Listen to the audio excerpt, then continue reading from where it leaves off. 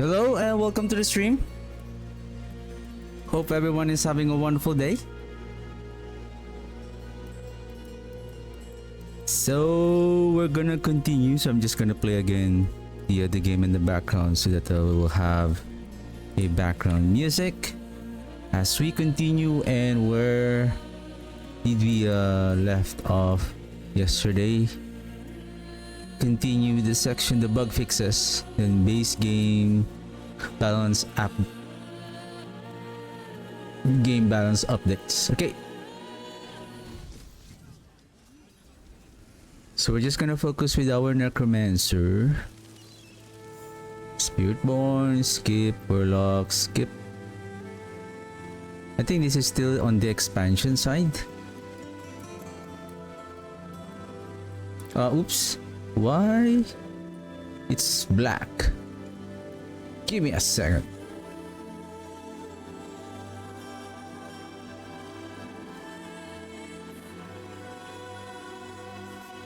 Alright. So we're gonna skip the other classes. We're just gonna focus on Talisman. Fix an issue with the overpowered damage. I think this is, I have seen this one. Fix multiple 3 key set bonus that applied curse enemies around your corpses.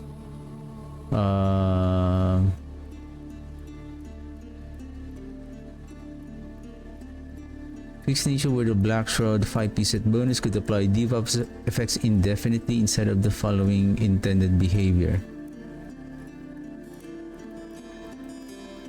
Fix an issue with the quintessence buff from the Art of the Bone Weaver set could be lost randomly. Fix an issue with the spellbound steel talisman 2-piece set bonus. I think this is at ours. Cold imbuement, not ours. Dance of Night, shadow imbuement. Spellbound, inner side. Not ours, not necromancer. Not necromancer. Fix an issue where sorting charms did not keep sets grouped together. Fix an issue where the practice technique gold find seal affix granted significantly more gold find than intended. I wonder what is now what is this one? Talisman.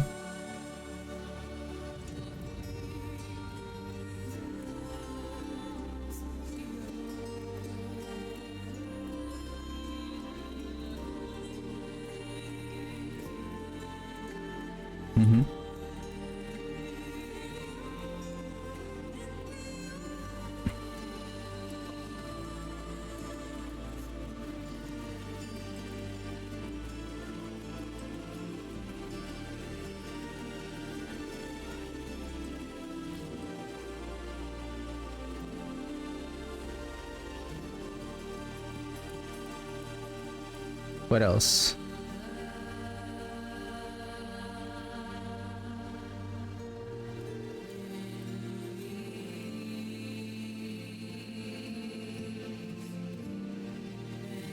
Fix an issue where certain talisman and seals could be moved to your stash when switching armory loadout.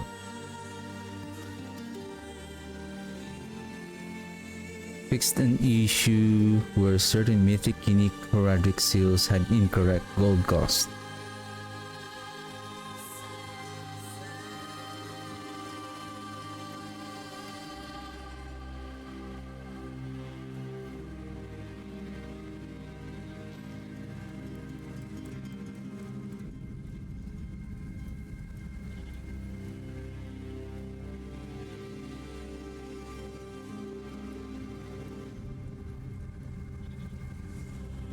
See if there's any for the war plans.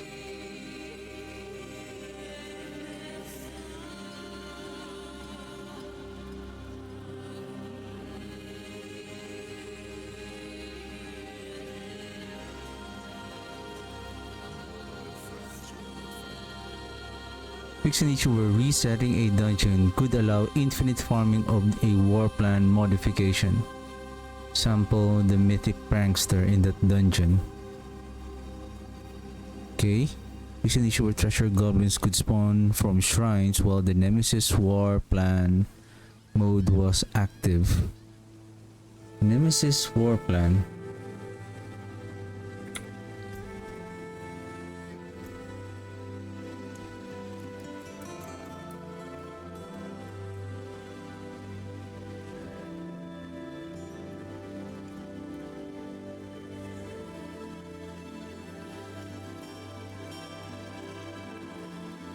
Activating a shrine in a nightmare dungeon causes up to 7 elites to ambush us. Okay, so that's the one.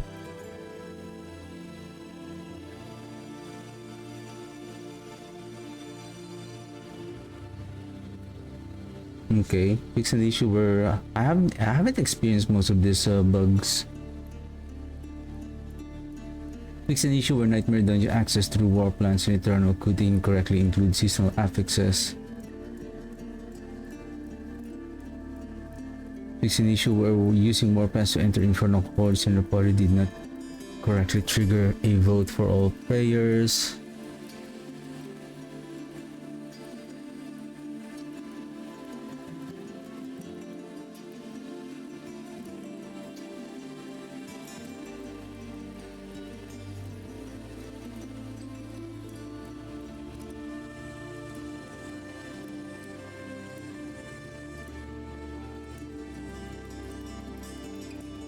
Fix an issue where players without the greed is good. Without the greed is good modifier could access Goblin Realm loot by teleporting to party members.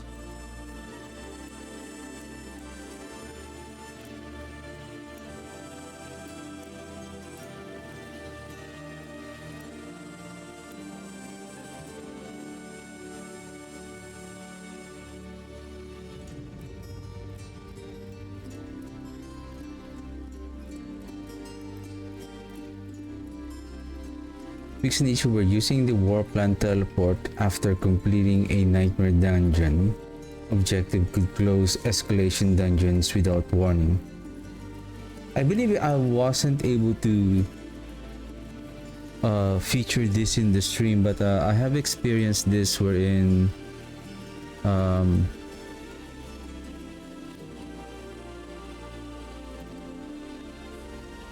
give me a second.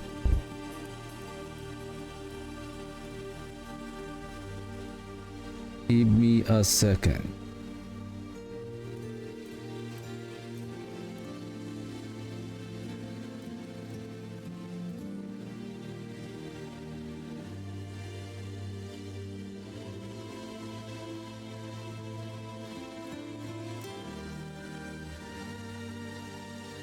Just give me a second. Need to check on something.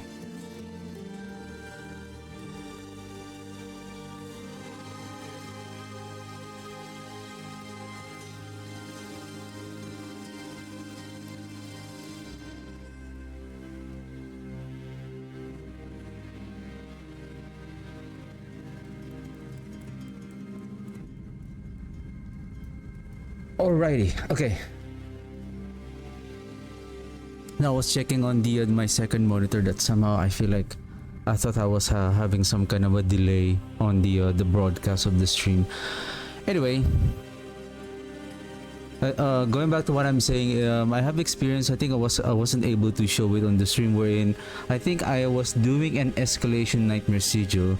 I think as I didn't notice, I think the second tier of the dungeon that I was able to complete is a dungeon in a stronghold that I haven't completed yet.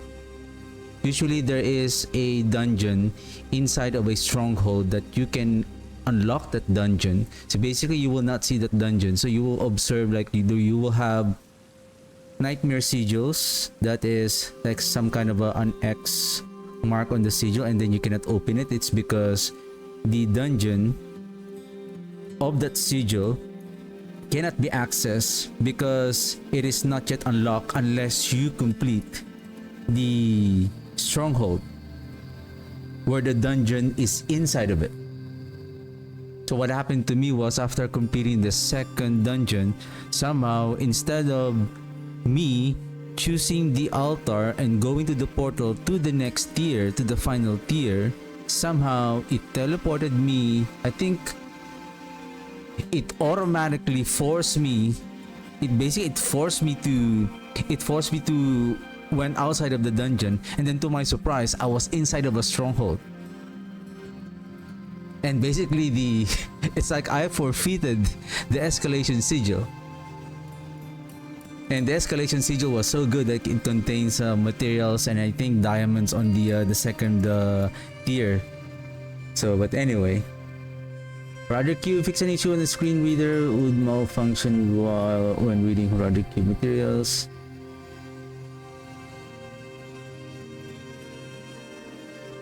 Fix an issue where upgrading items to rare quality using the Roderick Cube could cause the items name to disappear. Fix an issue where the unique items created with the Roderick Cube did not scale correctly to your level. Fix an issue where the unusual currency resonant primordial dust would drop. Do we have resonant primordial dust? Unusable currency. Probably this one doesn't exist, but somehow this one would drop, wherein it's not being used. I think there's this one doesn't exist. What is our material for Roderick Cube crafting? Infused, raw, coarse, refined, volatile, pure, enhanced, and attuned. There's no of that. There's none of that resonant. So then you fix an issue with the gem strength bonus affix. Oops. Oh my goodness.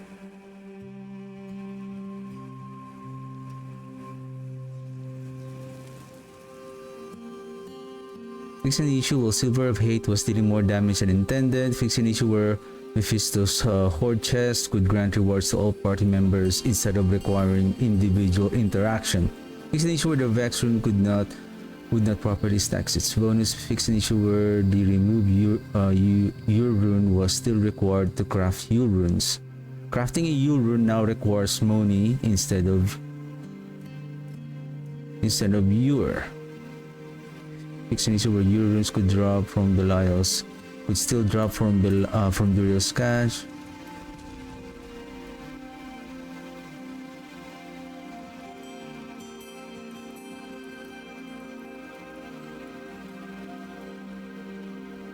I think on the war plans I don't have much. What is this? Miscellaneous, right? Miscellaneous.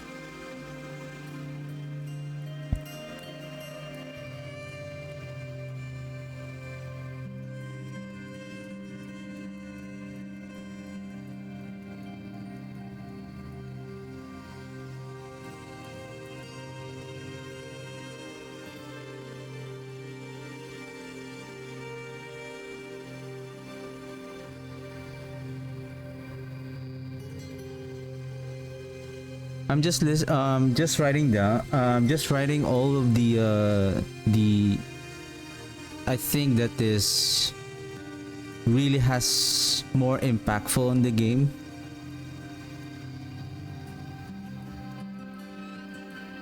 Like that gem strength. So now they said that fix an issue where the gem strength bonus affix could scale incorrectly when applied to two-handed weapons and grant more power than intended.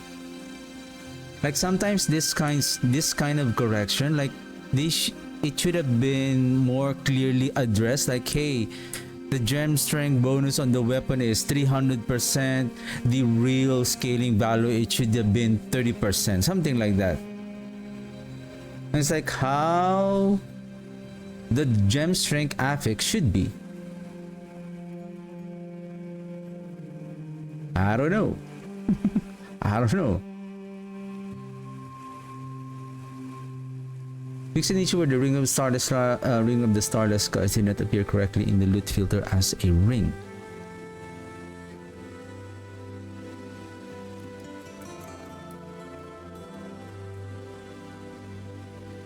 Fix an issue where the Echo of the False Prophet encounter could become locked in the wrong room. Give me a second. Could become locked in the wrong room after dying when teleporting away and back. I don't know if this is the one. If you have watched me playing the fight on um the echo of the false prophet. Basically, that's the Akarat. That's the first phase. So that's the first phase. So I think when you killed him and then you die at the same time, you can teleport or you can leave the... Basically, you cannot teleport anymore, but you can leave the game. Then when you go back, you will end up on the entrance of the third phase, wherein there's no entrance on the third phase, so you end up getting stuck. So usually the trick will be resetting the dungeon, so you're gonna... And then you're gonna go back again on killing the false prophet again. Yeah, see, this is the one could become locked in the wrong room after dying. And then there's also instances when we die, we end up, I think when we spawn, we end up on this like the what's it called that? On the third phase, where there's this cyclones kind of like, you know, when he wakes you up, like you will see this cyclone spiraling from the floor going upward. You will end up on that situation. You feel like, oh, we can kill them. We can kill the third phase Mephisto right away, but basically you're stuck. I think this is also a good point.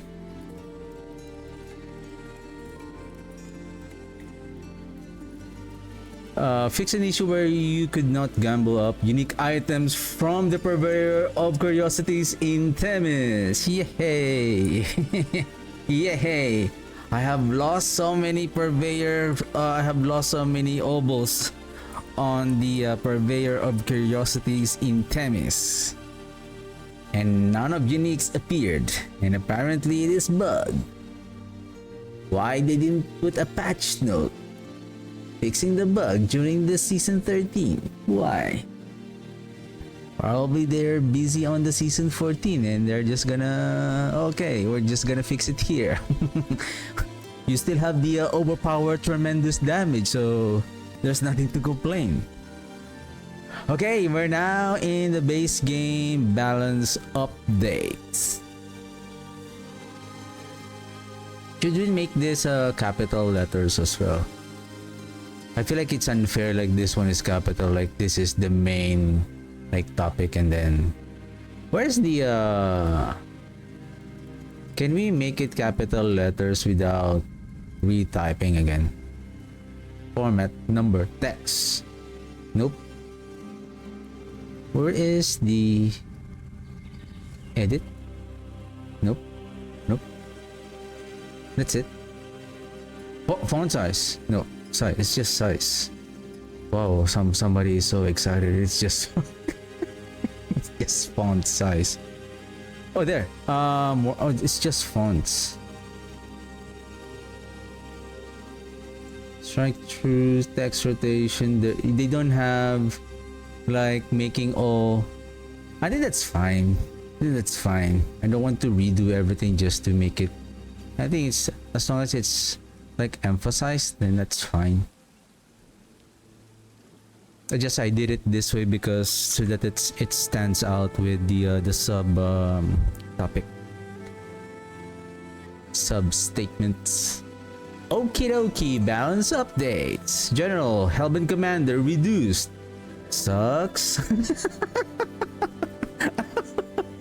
What? Why? Balance updates. General. So there is. So give me a second. This is general. This is general, and then. Well, give me a second. I think there is a way that we can view this side by side, isn't it? How? Give me a second. How can I do it again? View. No, view site information. How can I do it again? No, create a new tab. No, not that one. I remember you can. Is it here? There you go. Oops. Oh, choose a tab to add to split view. I'm just worried that you guys cannot see it. That's the only thing. Patch notes, I think this is the one. Is it still clear enough? I think it's still big enough, isn't it? Yeah, I think it looks okay. I think the text somehow was kind of compressed. Its damage reduction when not casting, blah blah. I think the texts were also compressed at the same time. Okay, that's good. So I guess if we expand like this, they will expand as well. Something like that. I think so. Okay. Okay. Okay, well, give me a second. Where are we? Okay, balance updates. Balance game. So this is the base game balance update. So this is general. Have you guys played Command and Conquer Generals? That is a good game. I like the GLA because of their toxic weapon, and I like the mechanic on how they upgrade their the troops, basically the vehicles. Like when they kill an enemy, the vehicle that got destroyed, only the vehicles, not the soldiers. When the vehicle is destroyed, they left behind like some kind of a salvage materials, and then when that your vehicle unit pick up that salvage, it upgrades to another tier. So basically it becomes more and more powerful. Either it deals more damage, plus it has more attack rate or something.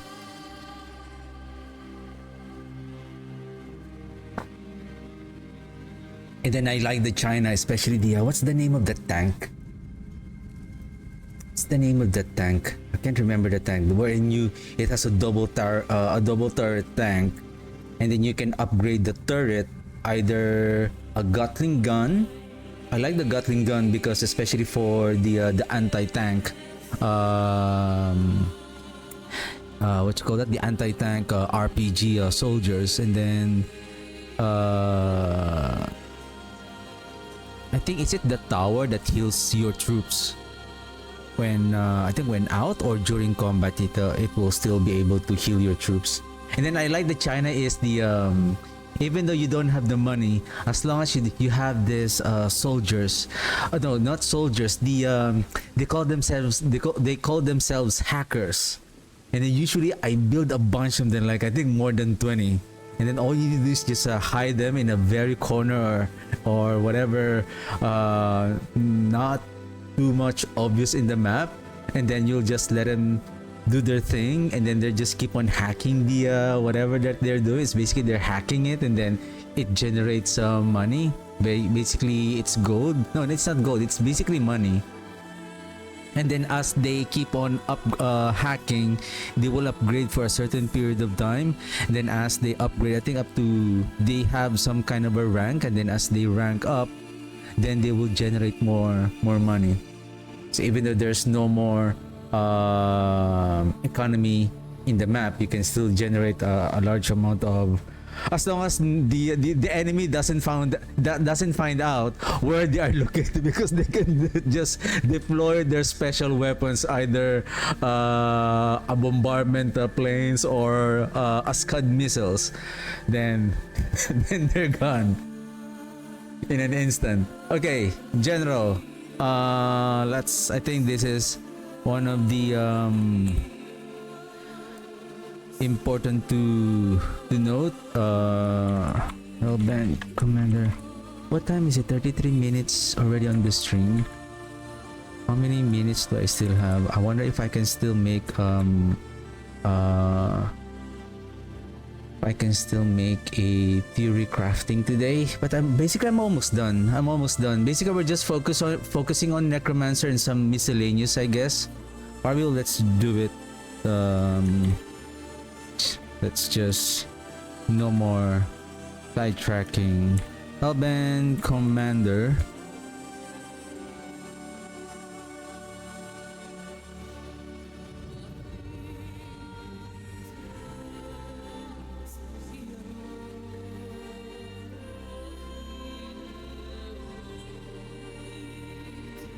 Tidal aspect. Oh shit.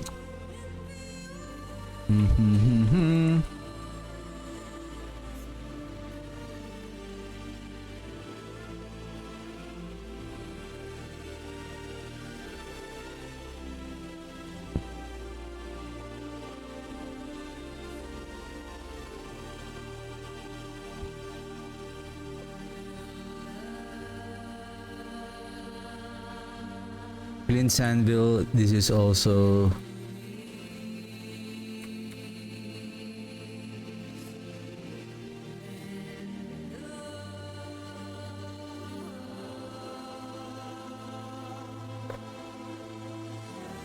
I think legendary aspects.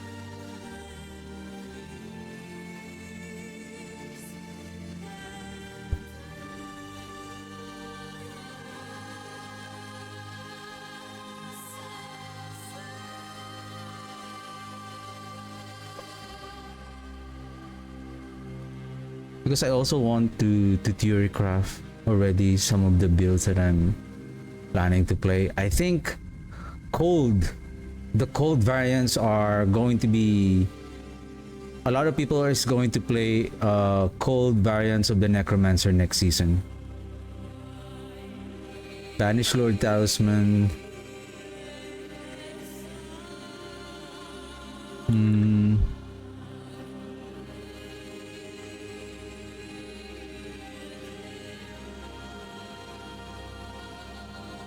I think I don't critical strike damage. Probably.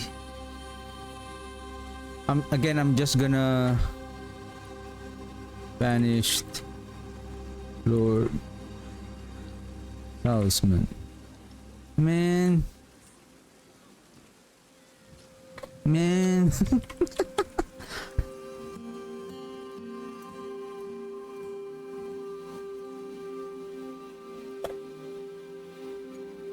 Grandfather, basically it's what else that we can mention here? I think it's already mentioned here, right? Uniques, that's fine.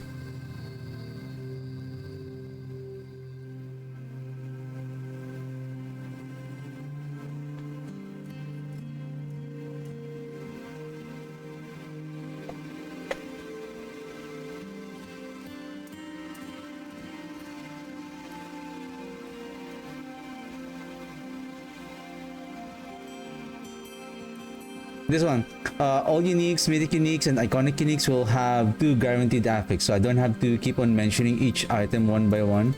So basically, if you want to look on your specific, you can just look through on the patch notes.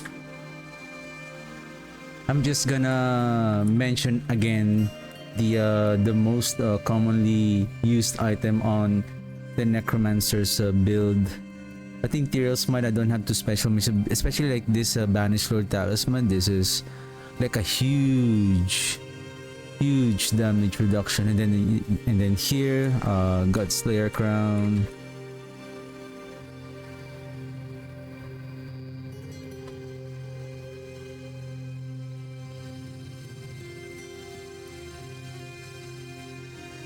Then I guess Crown Evolution, like 7.5 times 6. How much is that? 3, 7 times 6, so that's 42 plus 3, so that's 45% versus 90%. That is a huge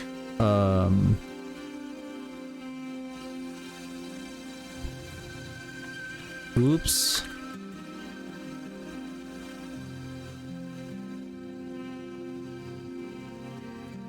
That is not how we do it.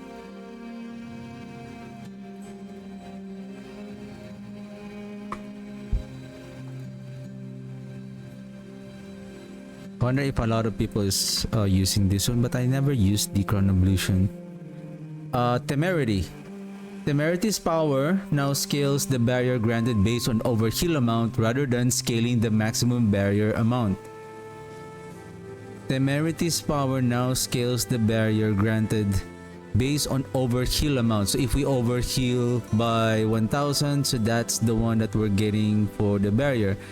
Temerity's barrier maximum Temerity's barrier maximum is now always 100% of your maximum life, and you can gain barrier even if you are not at max life if the heal takes you over max life.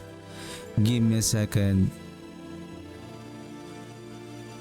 You gain barrier even if you are not at max life if the heal takes you over max life. I feel like it's kind of sounds confusing.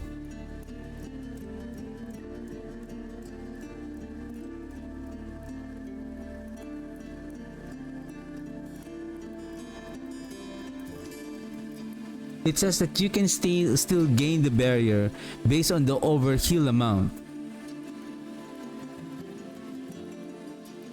The way I see it, I think it's not yet over. I think the temerity will be somewhere down there. I think I have read about this. I think the temerity, instead of the variance, is the amount of barrier that you're going to generate.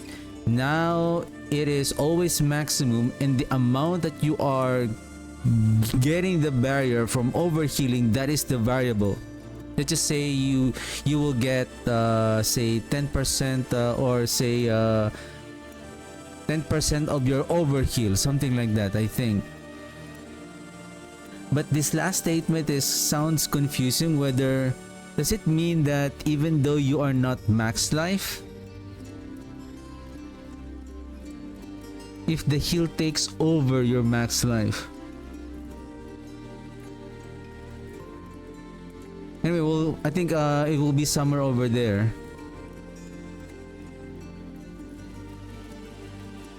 Well, I hope it's temerity. So there's 4. This one. What else? That's it?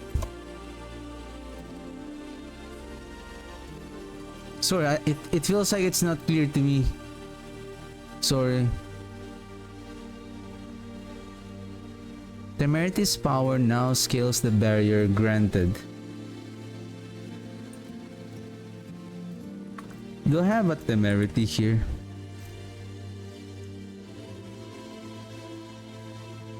I think I do. I remember I do have one here, or did I place it somewhere?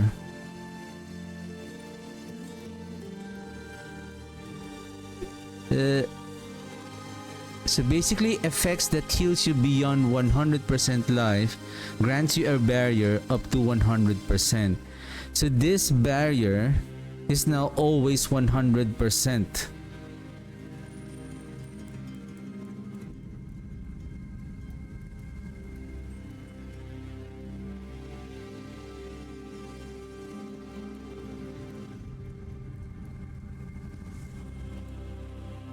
See, the temerity's maximum barrier is now always 100%. It is not variable. Oh, sorry. So the temerity's barrier maximum is now always 100%. It's no longer a variable. It's always 100%. So you will gain up to 100% of barrier, but based on overheal amount, rather than scaling the maximum barrier amount. So it says here that the barrier granted, it says overheals beyond 100%, you will get a barrier. So if you overheal by 1000, you get that 100 barrier. I think the variable now, though it is not mentioned here, that's the sad thing. Like, what is the variable now of the overheal? So say 50% to 100% of your overhealing. So if your overhealing is 1000, if the unique power says 50%, then you're only getting barrier per hit, per overheal at 50% of that overhealing amount. The only statement here, and that I find it confusing on me, is that you can gain barrier even if you are not at max life. So it means that even though you are not at max life, even if the heal, even if you're not at max life, if the heal takes over. Oh, does it mean that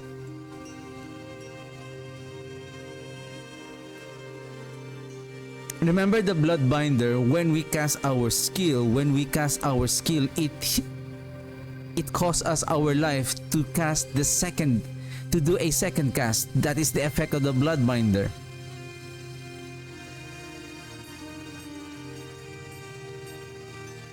Okay, so what does it mean by the if the heal takes over your life? But anyway.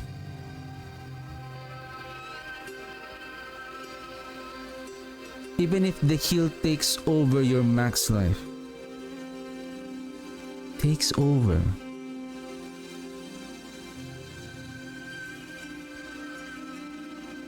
Like you are getting healed but it costs you your life? That's how I interpret it. You will still gain a barrier if the heal. It's like, do we have just the other classes, or I don't know, and I don't see any effect from the necromancer that when you heal it costs you more life, like it reduces your life when you overheal.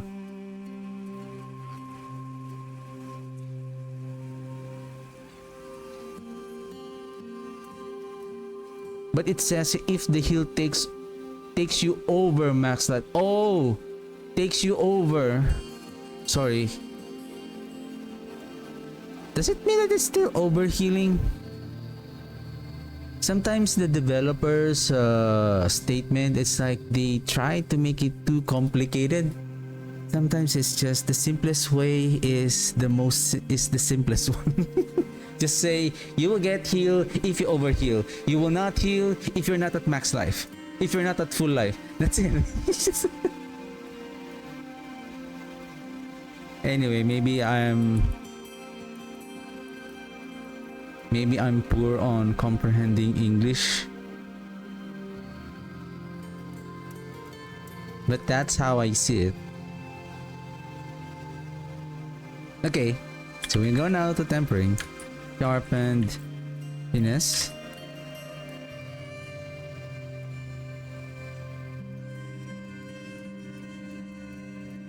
But sometimes, but to be honest, like, just make it simple. I feel like they're trying to hide something. The more they complicate the statement, the more that they complicate the statement.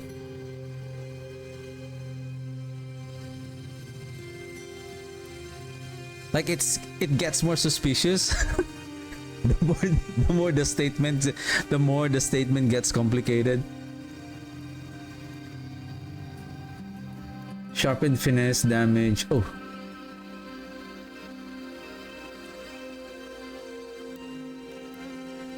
Paragon Thorn values for magic notes increase from 9 to 100. Thorn values from rare notes increase from 38 to 50. Do we have thorns on our Paragon board? Probably not that I know of. Okay, let's skip. Necromancer.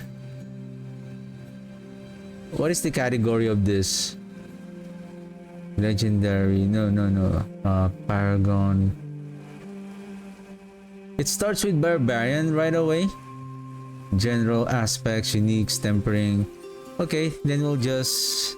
If that is the case, then... We're now going with our Necromancer. Corpse Explosion.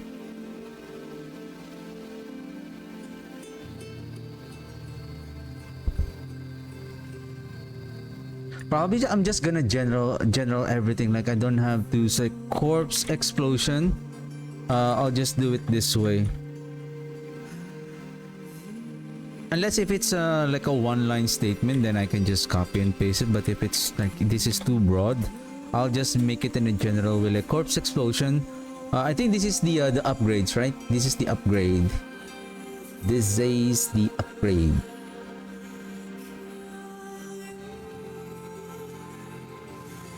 Aha, Cold Mages. Getting ready, sir. Blood mass, miasma, sharpnel.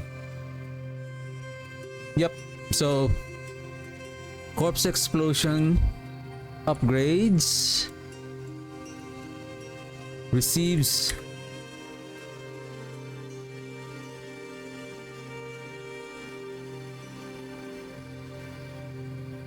up to, how much is 710? 745, this is around 50%. It's almost like 10% to 50% damage increase. Yeah. Blood mist.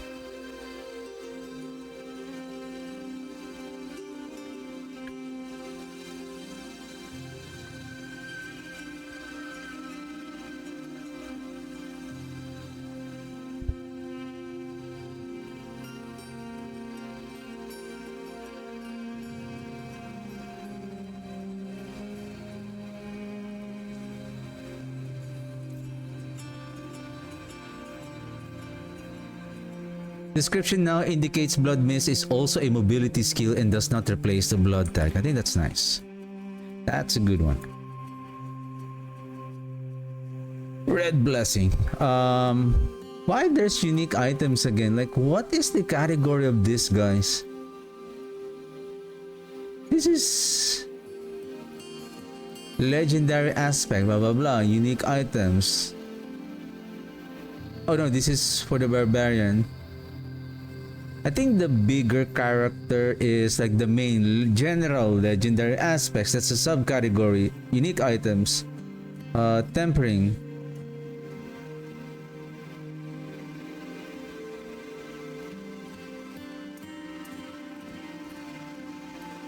Give me a second. Give me a second.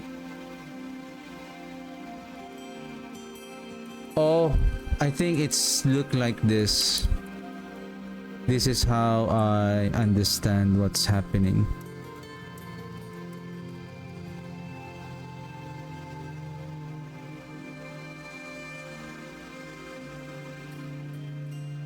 Make this a general and then class.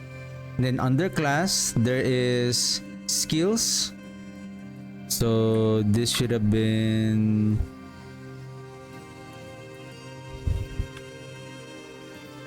skills and then uniques.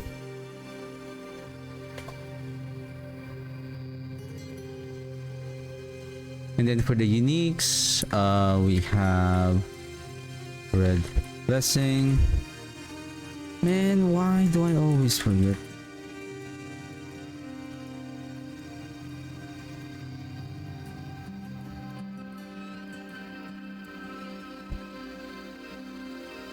Course embrace.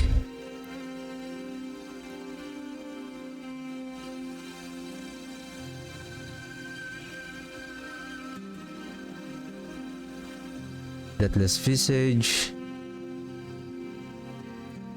I'll just do it like this. Oops. Sorry.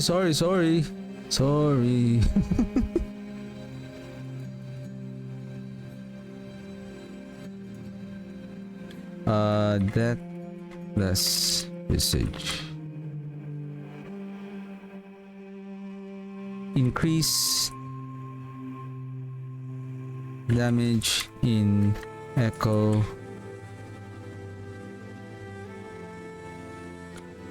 and crit strike damage. Mace of King Theoric. This is the first build I'm going to play. If I will get the mace. We can get the mace if we have obols, and then we will gamble for the mace. But to be sure, I'm not gonna gamble on Themis. I'm gonna gamble on other places first. Once I got the mace, then I will try to test if Themis is now working. I don't know if player have observed this. Like, I feel like this season 13 is the very first season wherein there's so many bugs, so many skills and items that are not working, that I believe player has been reported that it was not fixed. It was not fixed.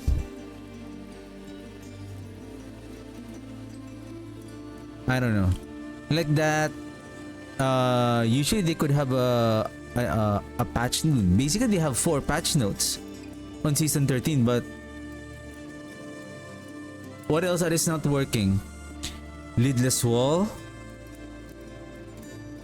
Like the that purveyor of curiosities in the Themis. Like, how come those were not fixed right away? I don't know. I don't know. When using Blight's Piercing Darkness variant, Ebon Piercer deals double damage. So basically, Ebon Piercers, I think I will just stay it this way. I think this is what they meant about it.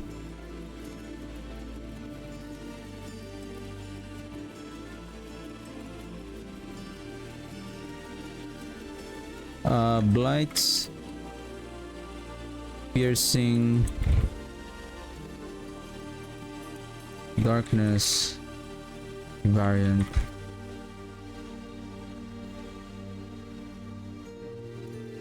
Because I think this one is double casting of the defiled area.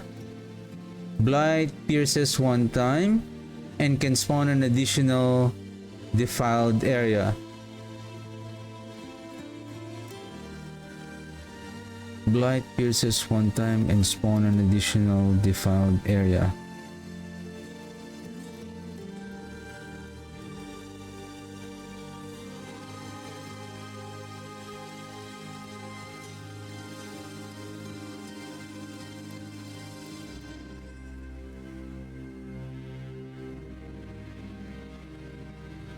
When using Blight's Piercing Darkness variant, Ebon Piercer deals double damage. Why? This item is intended to do a portion of Blight's defiled area damage. The Piercing Darkness variant allows Blight to create 2 defiled areas. Again, this statement is not so clear, but I believe this is how I understand this developer's note, that it's better. Oops, I'm disconnected on the game. Let's go back.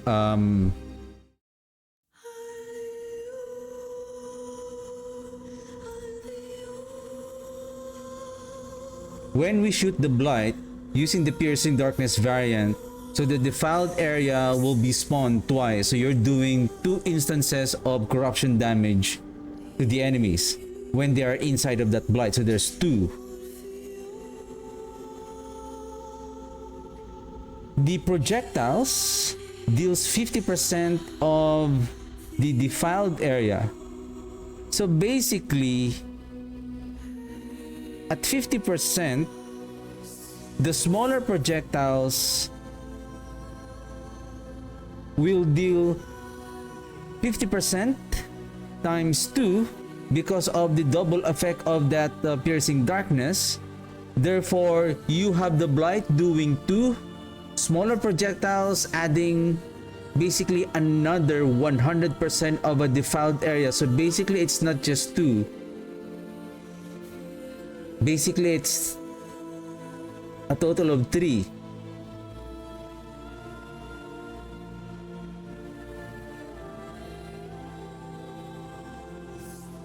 See this one, like, it's not, give me a second, this item is intended to do a portion of Blight's defiled area. Why you're doing like that? Oh my god, the arm's still far away. I think I'm almost done. Okay.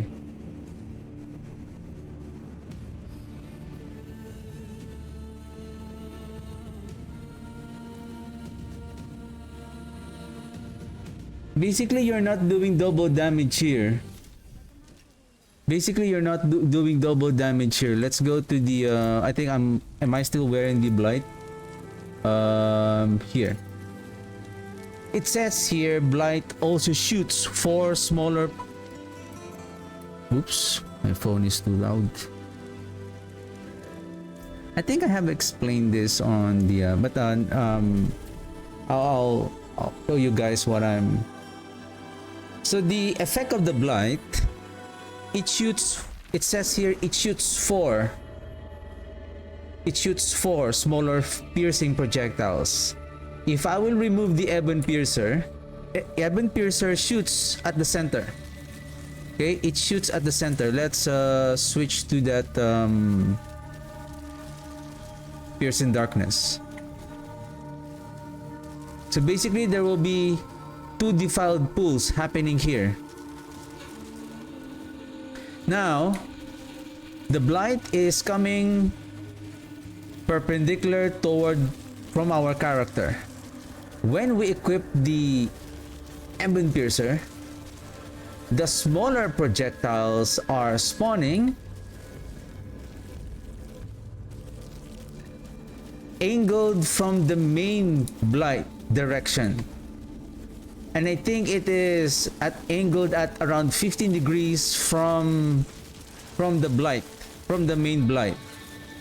So that part of, say, Ebon Piercer is dealing double damage, it's not really doing a double damage. It's just, I think, the way I understand what they're saying there, because the smaller projectiles doesn't spawn a defiled area. When the projectiles hit the enemies, they will deal the defiled area damage, which is 50% of that defiled area damage, but they will not spawn the defiled area.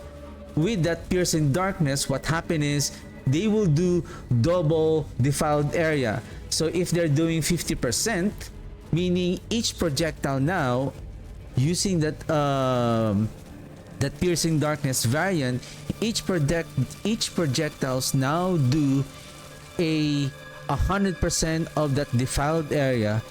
Technically,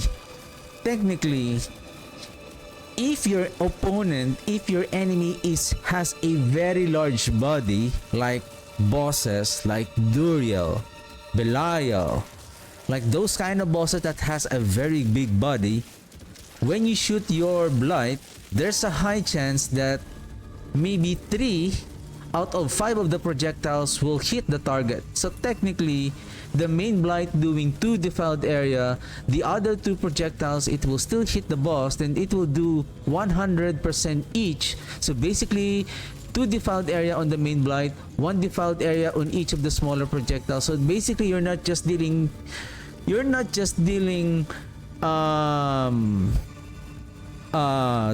defiled areas, you're doing 4. If the body of the enemy is big enough that it will absorb all of the projectiles. So I wonder if you're very close to the enemy. Say, let's do multiple dummy, or maybe boss. Let's remove our... I hope I still have the time to do how much... Oh shoot, it's already an hour.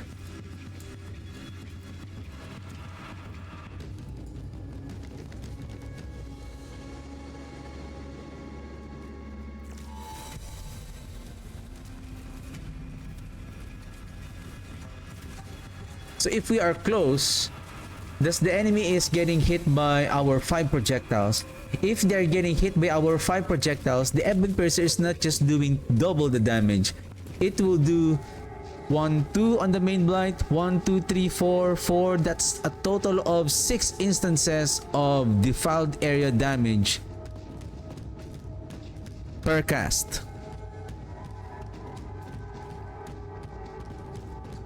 Okay.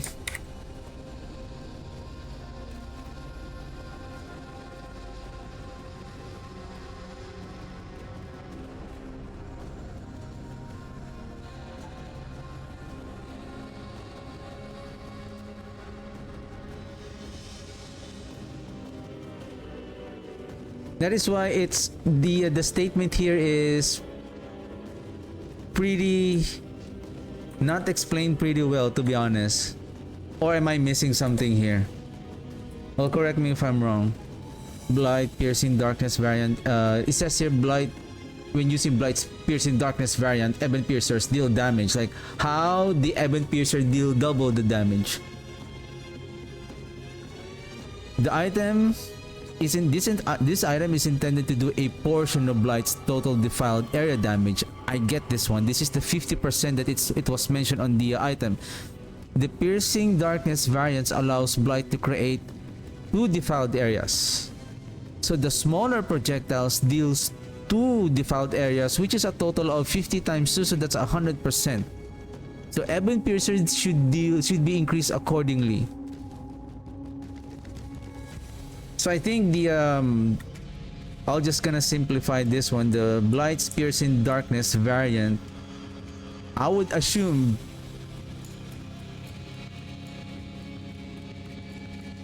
double defiled area now works with Ebon Piercers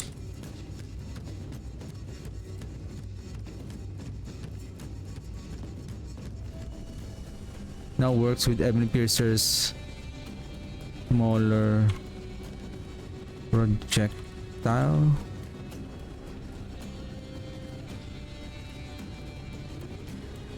Can we just go quickly on the game? Let's do multiple training dummies.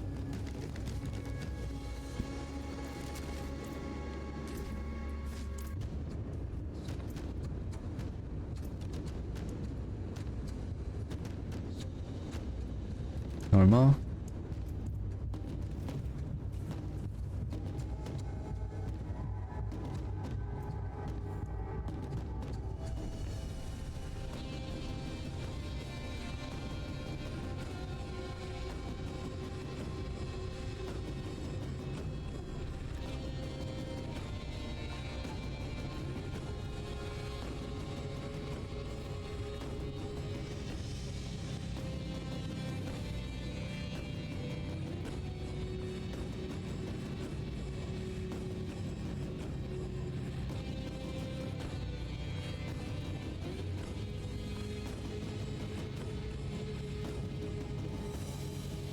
$84.9K.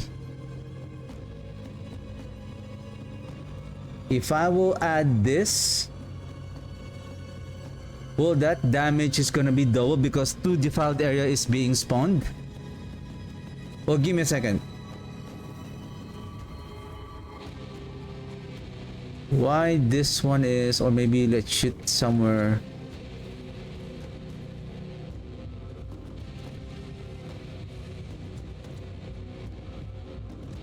Can we unhire right here?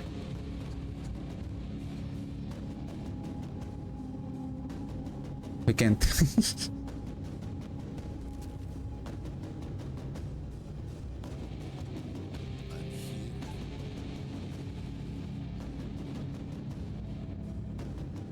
I will shoot somewhere here.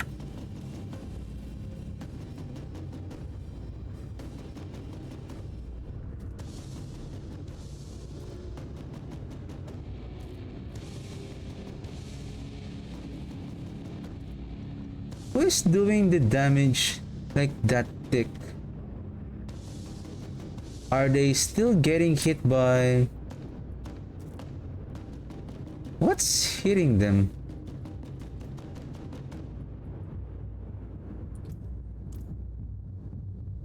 If I shoot...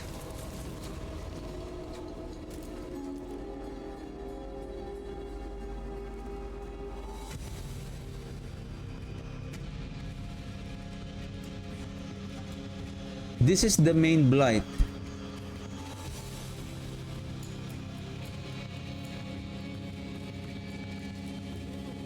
$1,747.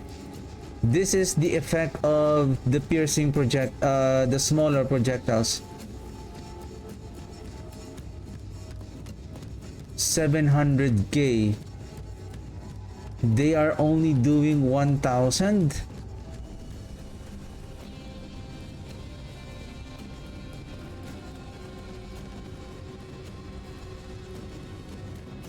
I'm looking at the hit.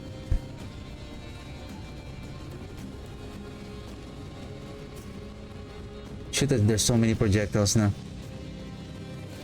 Let's wait, let's wait. Take note that the smaller projectiles doesn't spawn a defiled area. They inflict the defiled area damage. I see 1 million damage. How long is the duration? 6 seconds?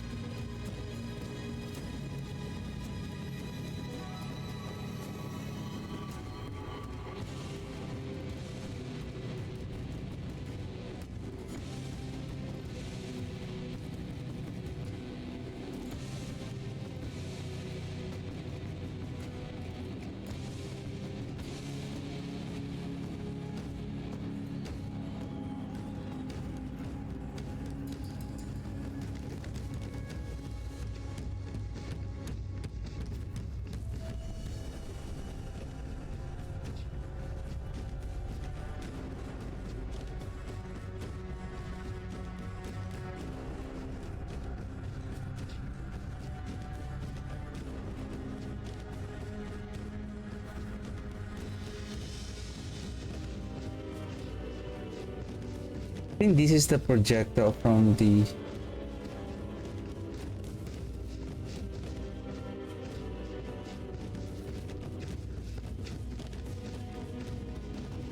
Damn, it's hard to see.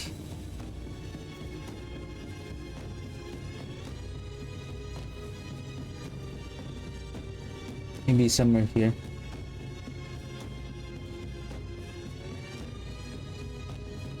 Hit 826.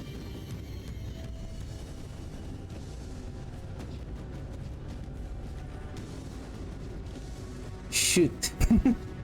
I need to hit the blight somewhere here.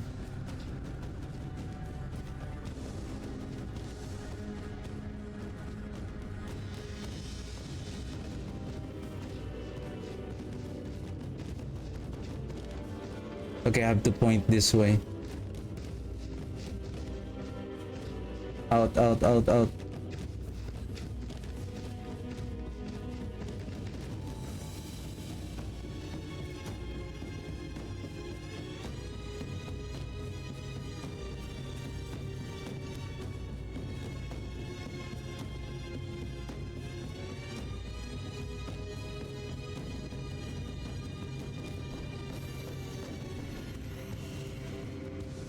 I don't want the damage stick.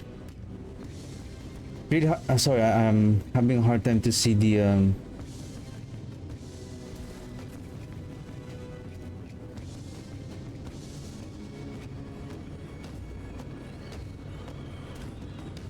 But if the damage is around 1 million damage,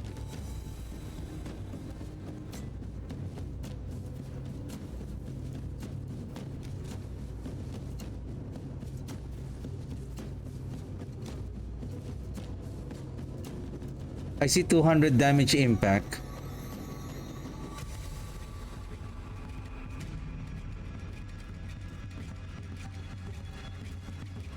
And now if we equip this,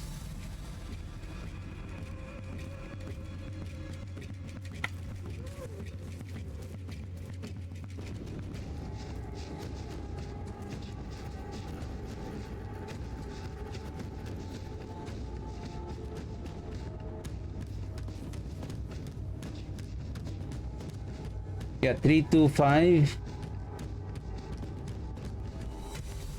If we equip,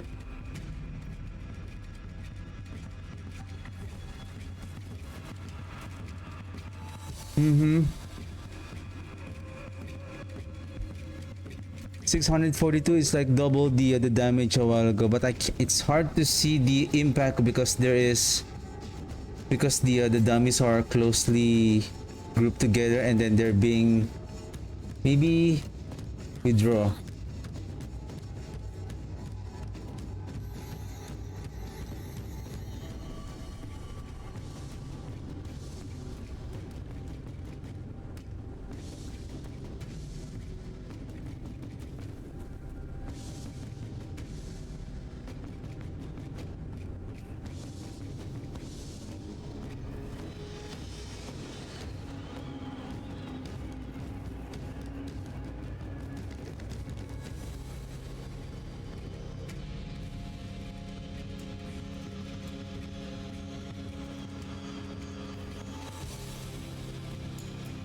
It's hard to see how much damage that the projectiles are hitting, but I assume that's what they meant by this one.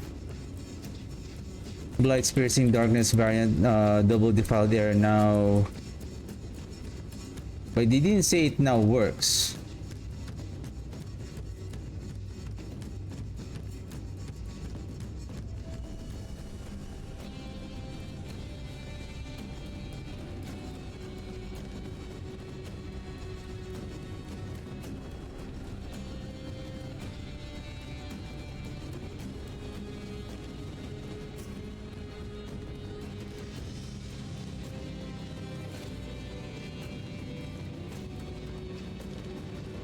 I will just say it that way because I don't want to make a wrong judgment, because it's not really, because this one it's like deals double damage. Like how it becomes a double damage?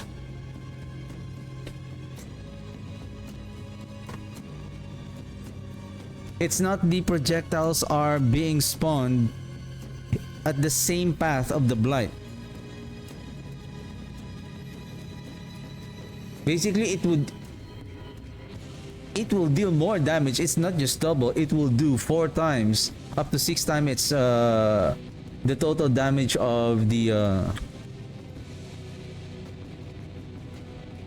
item. Oh shoot! It's I think I still. If I'm not going to finish it and I have to continue this tomorrow, I feel. Paragon problem. Just if I will not be able to Theorcraft today, there's still time. There's still time. We can do it tomorrow.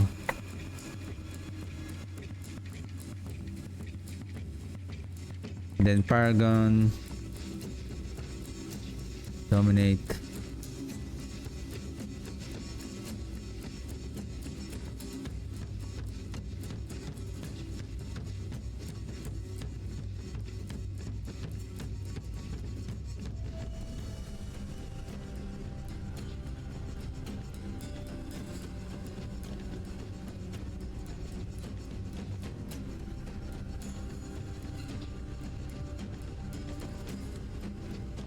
Okay, I think I'll do it this way. With their legendary node, darkness, and scourge glyph now also triggers from cold damage in addition to shadow damage, right?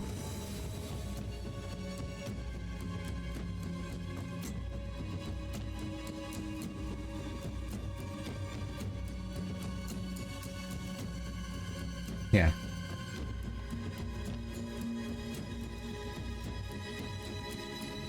I don't know what's the reason. Like for me, it also doesn't make. It's only make it, I would say, confusing to other players when they. Why do we need to rename the shadow damage over time to corrupting damage?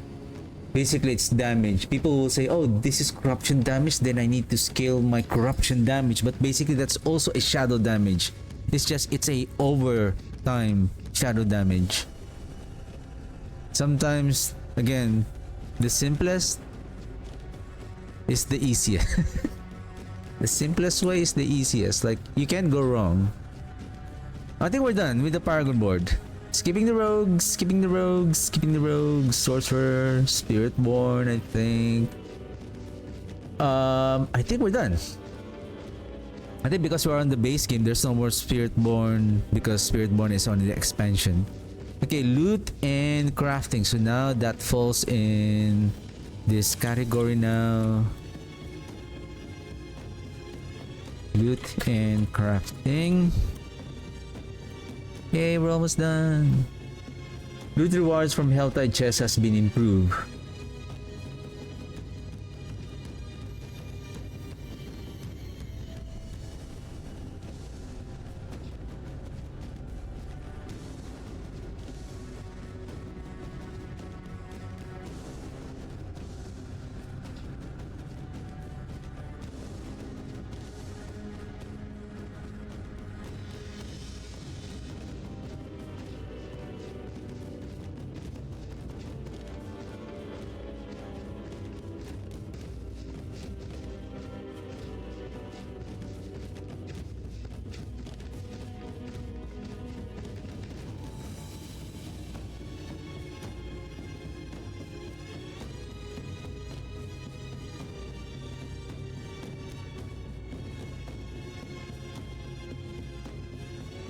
Baleful fragments can now be converted to forgotten souls.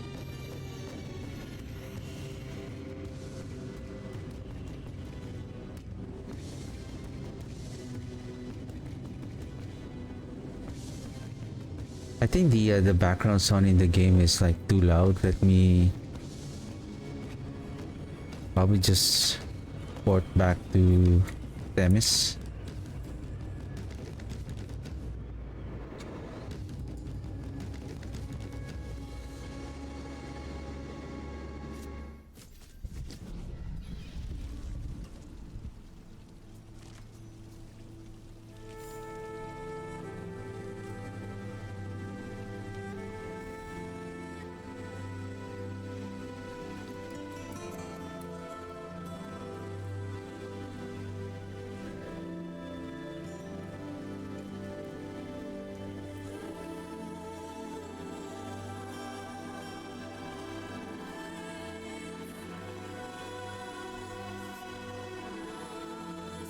Yeah, probably this one, gem fragments, has been increased in Torment.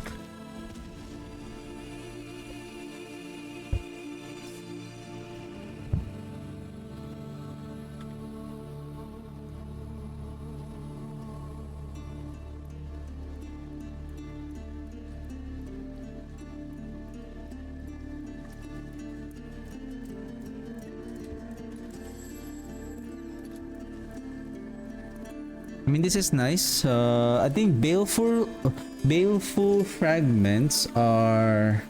Is it on weapons or salvaging ancestral legendary items? So now you can convert it into forgotten. So because the veiled crystals are only when you craft or salvage unique items and rare and magic items, I think, or just I think only rare items. So now baleful fragments, which is the result of salvaging the ancestral legendary items, now can be converted into forgotten souls, which is also good. This is also a good addition.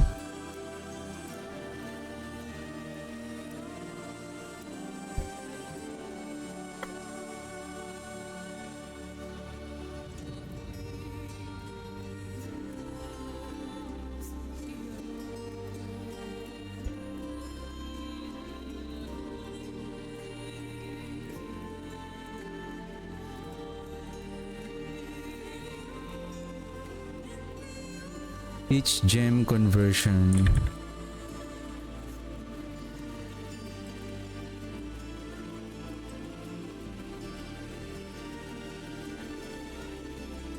Each gem conversion recipe should only use 2 gem types. This is also a good improvement.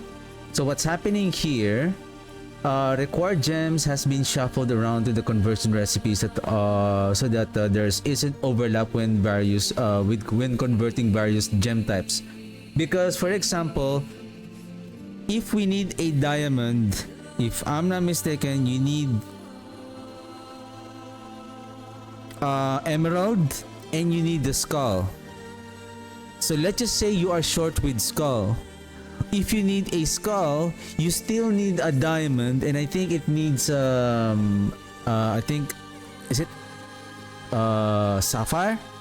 So basically the diamonds is still there. So how can you still craft a diamond if one of the items that you're lacking requires the main gem that you're trying to craft? So now they're changing it, wherein, for example, if a build needs diamonds, amethyst, and sapphires, to convert to amethyst or sapphires, you need diamonds now. So I think one gem is available to craft amethyst and sapphire, but to craft the diamond, it only needs the amethyst.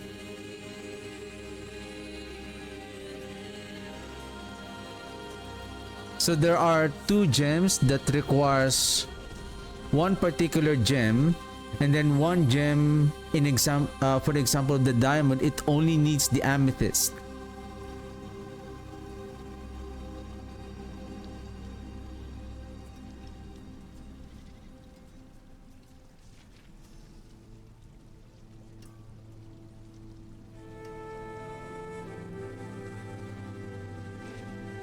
So the diamond only needs one.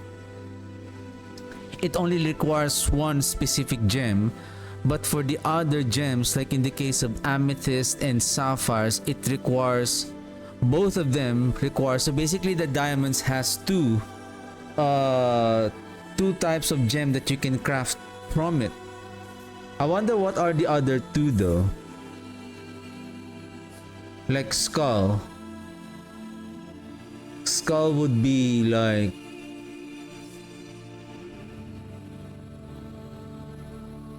for topaz and emerald. And then emerald only requires skull.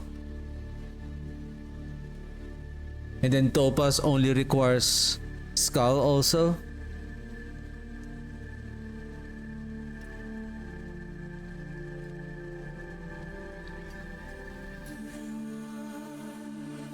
Each gem conversion recipe should only use two.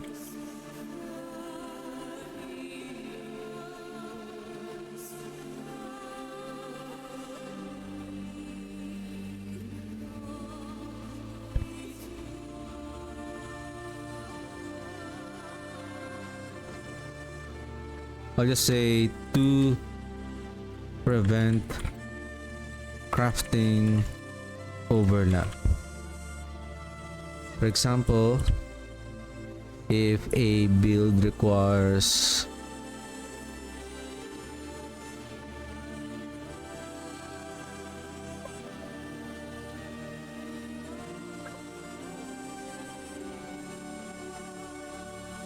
I think that's it. Then I think we're almost there.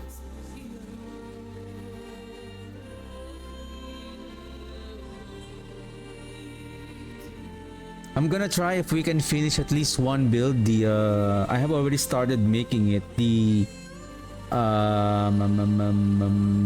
darkness. Oh, sorry, the singularity cold mages.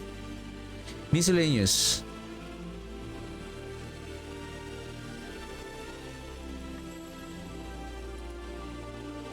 Increased.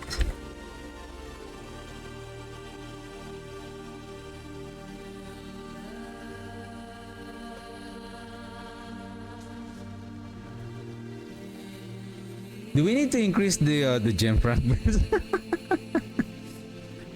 we really need to increase the gem fragments? I've never reached that amount. Oops.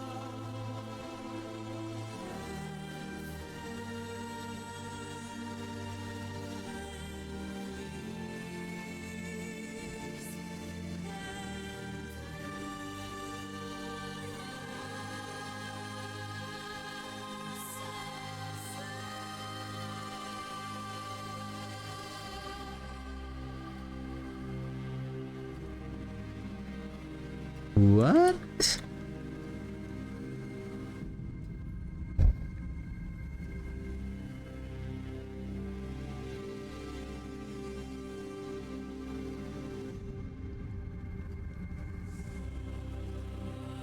Think that is now be me. I think that's it. I think that these other things are not really I would say too important.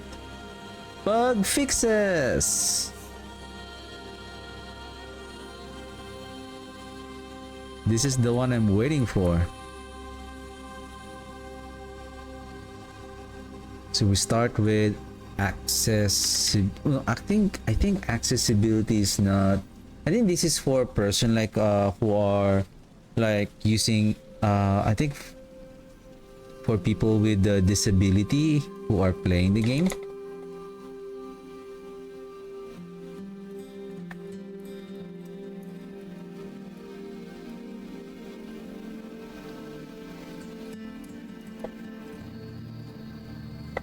Okay, Barbarian. I'm not gonna tackle Barbarian. We're gonna focus on our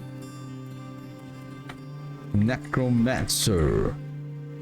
Why always ending up pressing the why am I always ending up with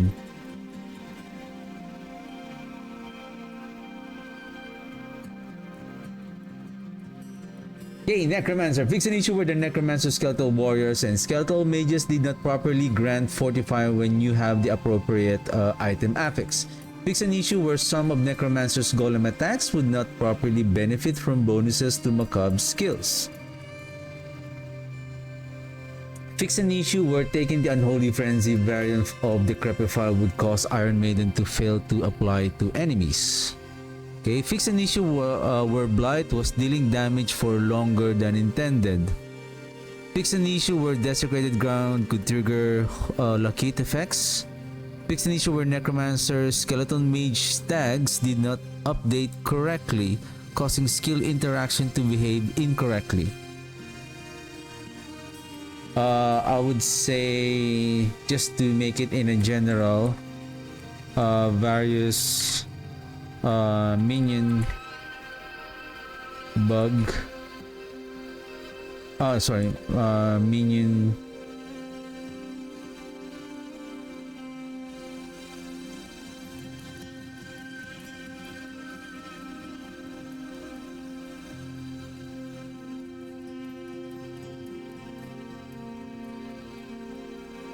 various minion interaction correction.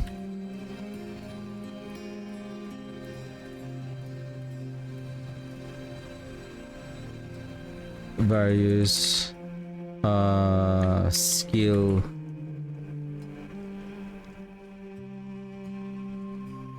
correction. I don't need to.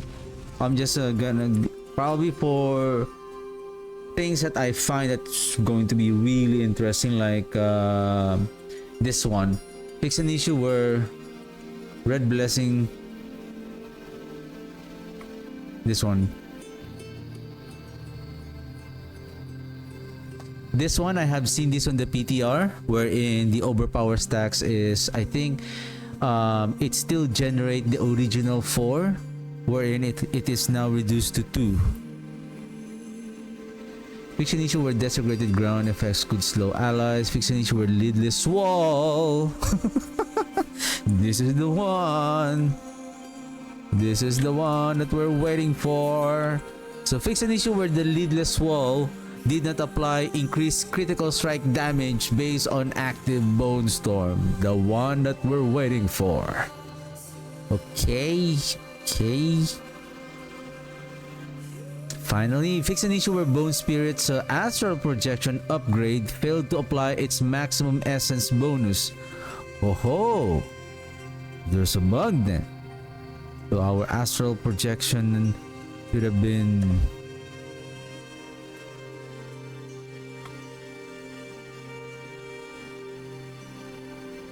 What time is it? It's already 9:05, man. Probably I'm gonna try to finish the Singularity Cold Mages. Fix an issue where Iron Maiden's Torture Artist upgrade could fail to trigger Gloomward's effect. Fix an issue. Do we have that Gloomward? Give me a second. I think we have here already the Gloomward now procs every 6 instance of damage down from every 8. I think okay. We're good.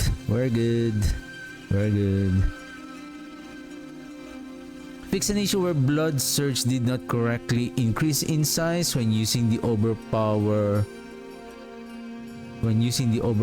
upgrade. Is that size?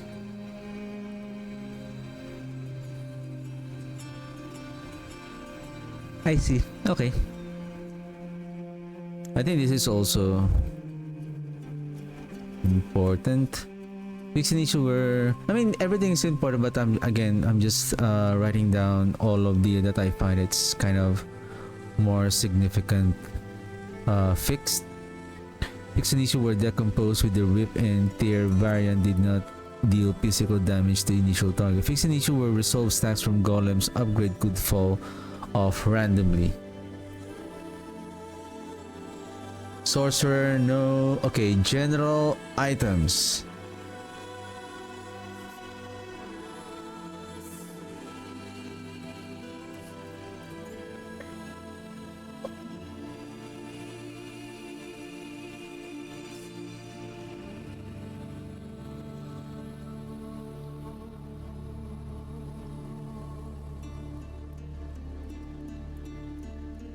Fix an issue where Doombringer shadow damage and its reduced damage effect were not applied as described. Fix an issue where the damage over time duration affects on Shattered Vow. Okay, fix an issue where the life on hit affects on two-handed weapons did not scale correctly when masterwork. Fix an issue where Azrath's effect would fail to trigger when enemies were frozen under certain condition. This item is now a game changer on our cold variant this coming season. This is also a valuable fix. Fix an issue with the Worldly Affliction temper recipes were incorrectly named Worldly Scourge. Fix an issue where the Soul Temper was scaling with item types and much more than intended with masterworking ranks. Fix an issue where the Rust-Beaten Dirk would snapshot its bonus when swapping to another with the same weapon. Fix an issue where the following legendary aspects could not be imprinted. Oh! This is also important. Fix an issue where the following legendary aspects... Sorry, I got too excited. Someone got too excited. Remember? Remember the Embalmer? Right? It is now fixed.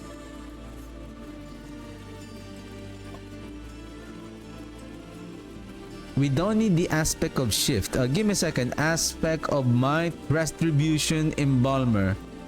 Retribution might shape shift. Retribution might shape shift. Retribution might shape shift. Retribution. So we can wear it. Okay. Yes, somehow the utility can be placed on all of our gear. Well, except here why we can't, here why we can. Aspect of what was that? Raw might. So it's not ours. And then shape shift, of course. I think this is Druid. Right.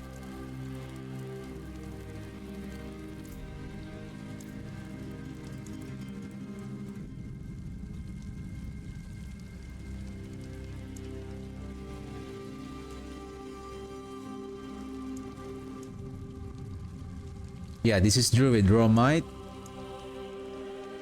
Shape shift. Is this the one? Aspect of shape. No, aspect of shape shift. This is purple. I guess this is the I think this is the one. Aspect of shape shifter. Yeah. This is also Druid. Okay. So I guess the one that we're gonna focus on is aspect of retribution. What is aspect of retribution again?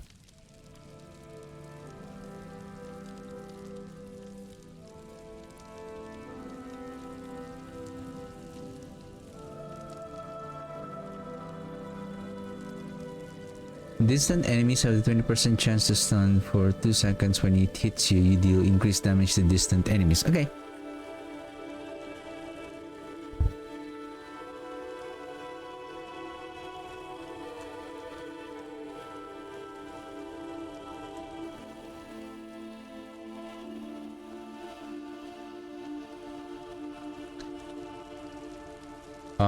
Okay. Then dungeons. I don't know if I have some ideas here. Like what are... Fix an issue.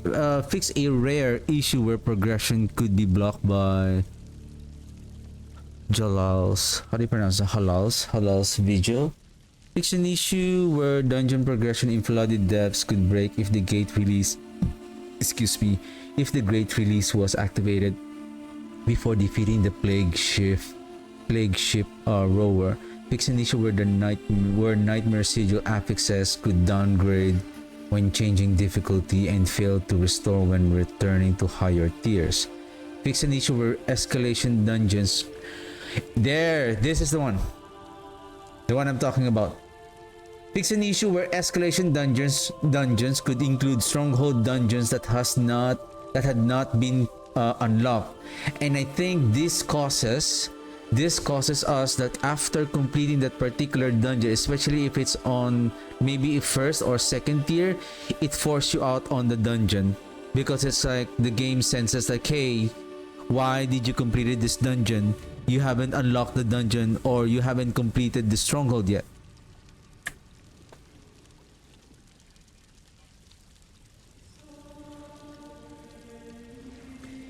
Fix an issue where capstone dungeon bosses could drop excessive rewards, including unintended amounts of high tier gems. I've never experienced this one.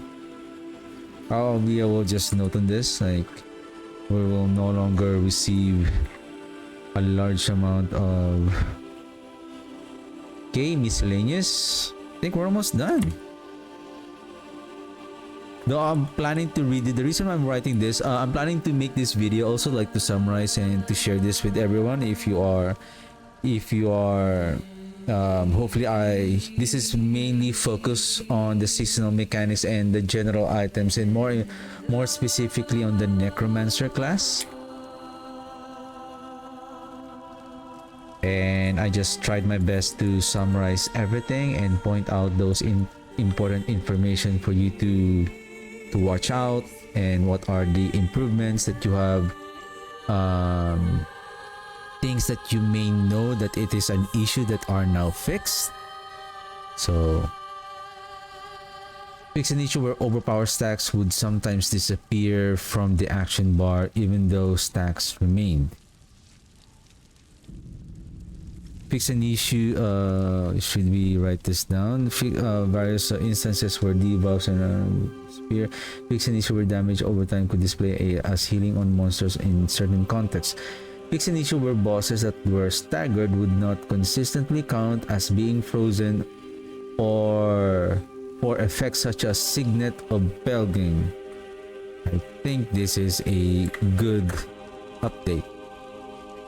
Fix an issue where salvaging high tier gems return fewer fragments than intended. Okay, fix an issue where the of Pest and Pestilence could not be completed due to stinging swarms not spawning.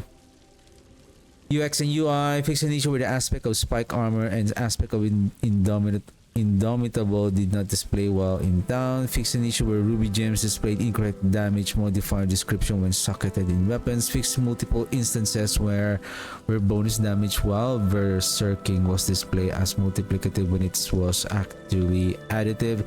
Fix multiple instances of keywords and tags that were missing, weren't being highlighted, or were erroneously present in various descriptions. Fix various instances of keyword.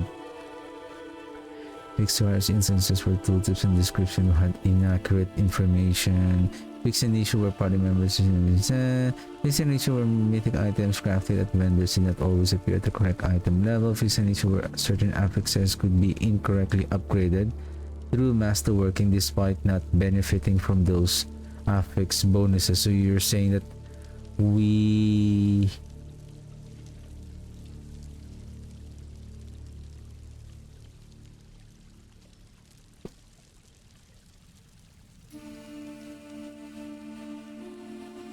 wonder how it is incorrectly being upgraded. It's just gonna increase the percentage. Fix an issue where Infernal Hordes would not be unlocked in Party Finder despite the player having access to it. Various visual, performance, stability, audio, and UI improvements. So now let's close this. How can I...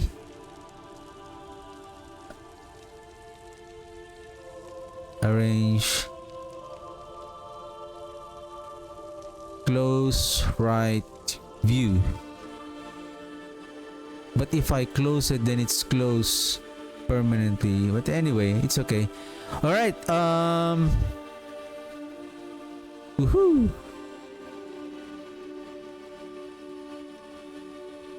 I can still remember what's going on here. And it's time! It's time! So that's why I have the Azeroth here. I'm thinking the best one here is the Bloodless Scream instead of the red blessing.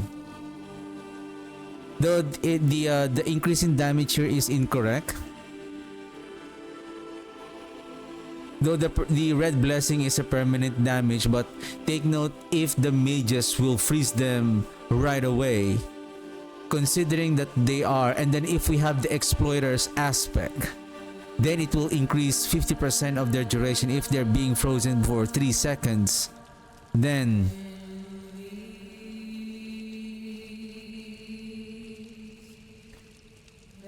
the Azurath. After freeze expires, enemies explode for 120%, meaning whatever damage that we have dealt, then it will explode. I think this is an AoE explosion damage. Total damage that we have inflicted to the enemy that has been froze.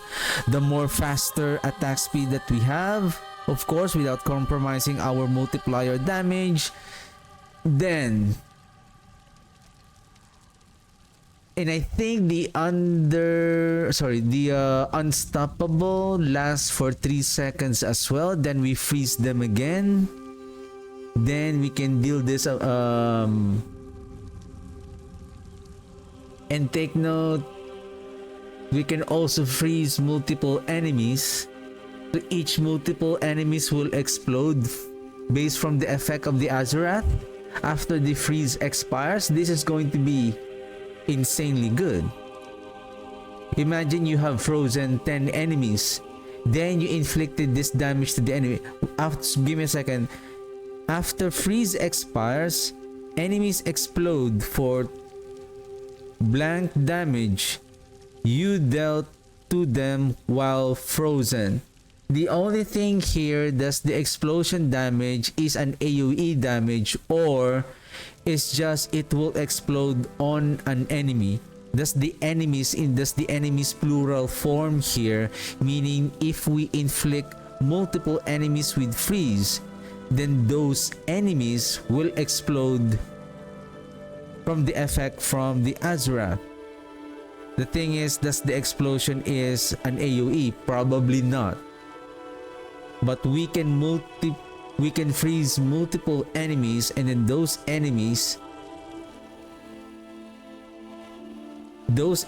that took damage from us while they are frozen, then after the freeze expires, then basically after the freeze expires, then the total damage that we have inflicted on it, say we have dealt a total of, say,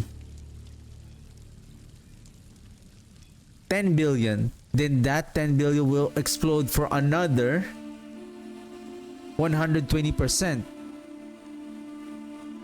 It's like you have dealt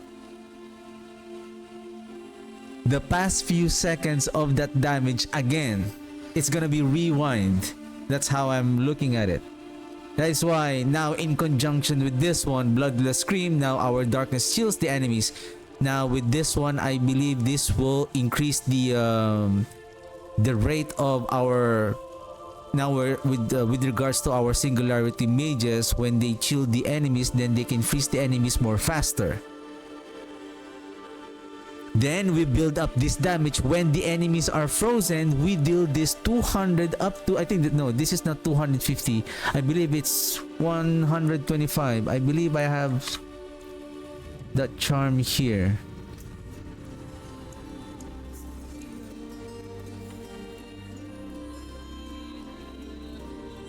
What? No way. No way.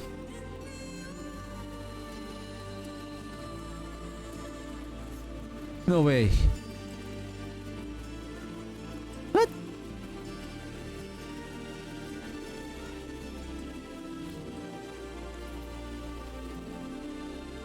Huh?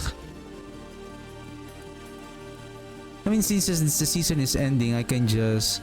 Do I have... But why I can... This is a good weapon though.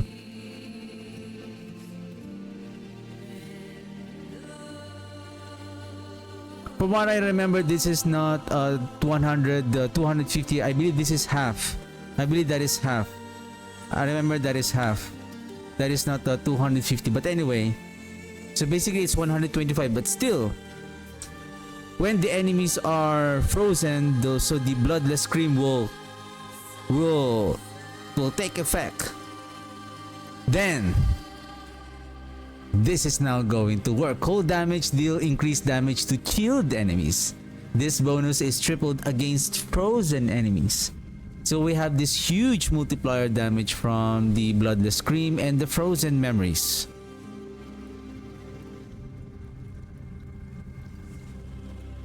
Then Azurat will build up all of those damage that we have dealt, and then will explode for another 120%. And I believe we're going to use the we cannot use the ring the signet of Pelgain here because we're going to lose well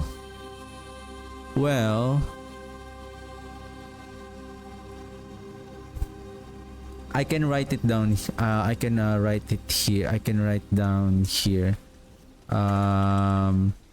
Season 14 notes.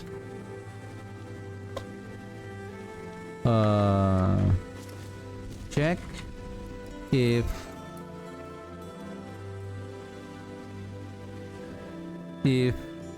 bloodless scream unique charm, check between bloodless scream unique charm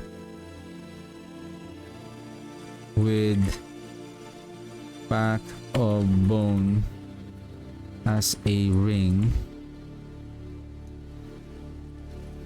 versus pack of bone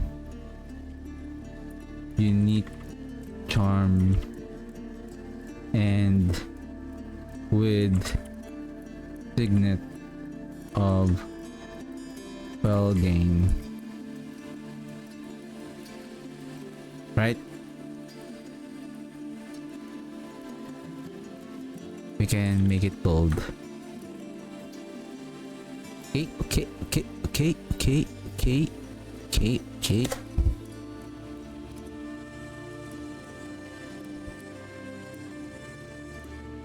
So we're still using darkness. The only thing here is if we're going to use the pack of bone,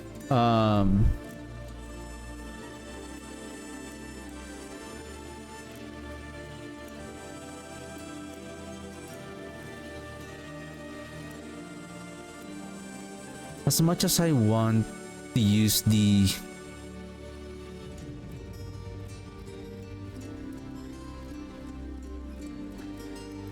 because we can also use the pack of bone on the unique charm. Actually, we can still make it better. You know what? If we have the mythic seal. Remember right now the mythic seal we can equip I think 3 unique charm. And then reducing the requirement of the charm set bonus -2. So meaning we can equip 3 while we can still get the 5th bonus by just having a 3 set charm. And then we can add 2 more unique slot.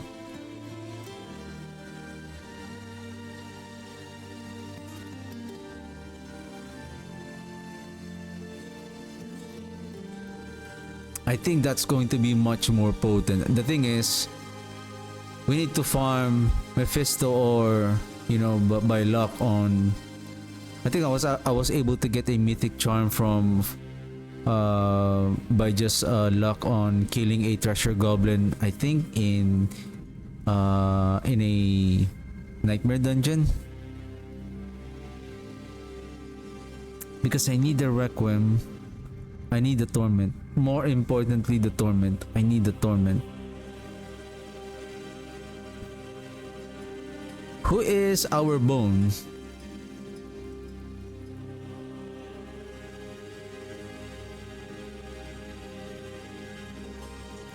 I want the multiplier damage.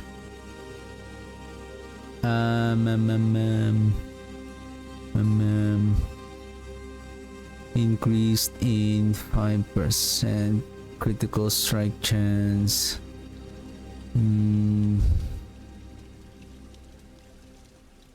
I want this one for the cooldown of the Army of the Dead.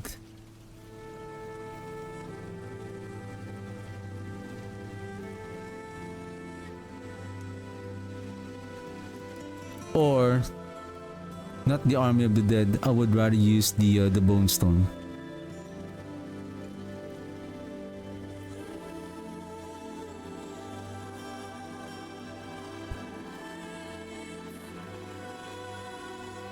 We're using Bone Golem as our bone skill to trigger the aspect of Torment. Oh, I see. So that I don't have to keep on casting this skill. I think now I remember. Along with our mages, we also use our Skeleton Reapers as a darkness skill to add more DPS. We're using the Bone Golem, taunt the enemies, blah blah, and use his sacrifice bonus for attack speed. And using Gargantuan. I think this still would make valuable for the increase in attack speed.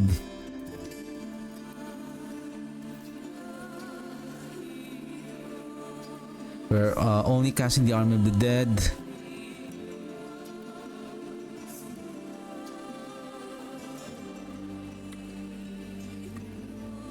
Not Army of the Dead.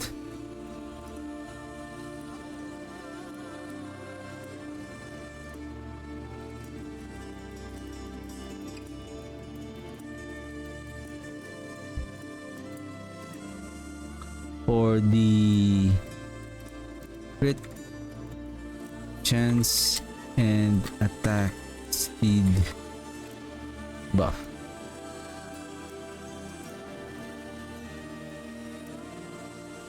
Hand of Nails, Blood Moon Breaches Underground is also important because it also there.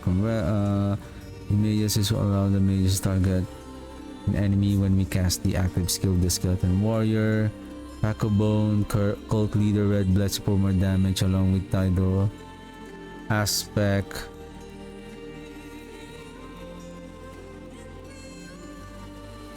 I don't like using the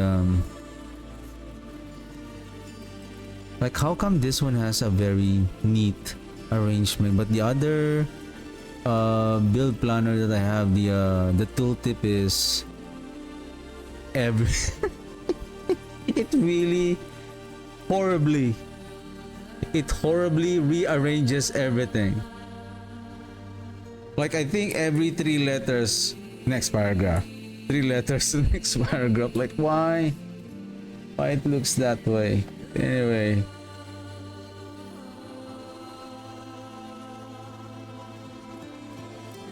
we're not using Tidal Aspect anymore. So consider I'm not using the Red Blessing. I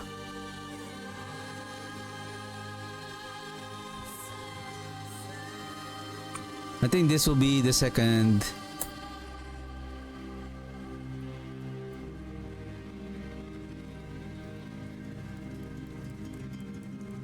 Azurath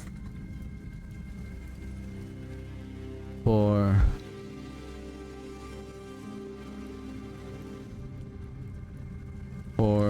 more damage paired with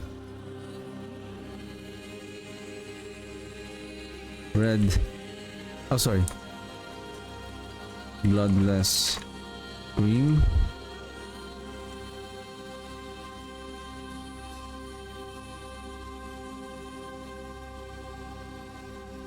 And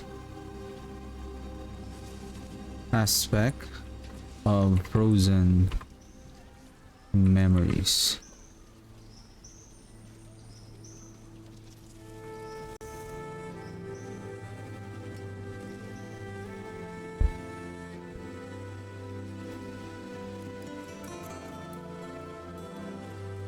Mm-hmm.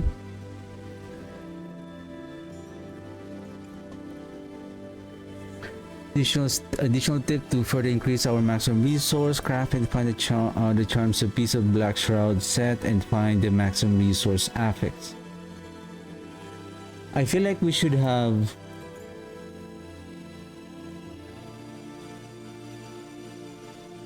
No, never mind. Prioritize critical and shadow damage multiplier affix. Attack speed is required for all jewelry to reach a total of 100% attack speed. Don't use aspect of reanimation because of the okay, that's correct.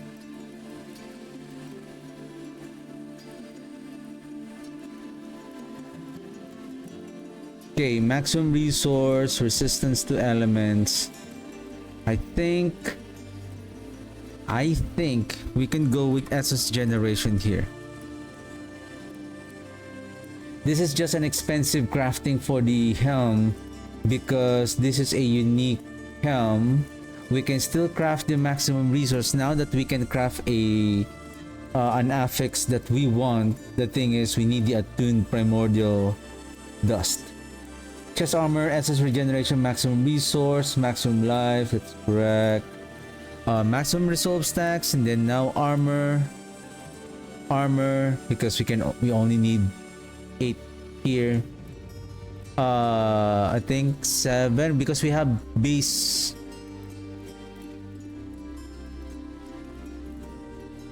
No, I think we can stack resolve.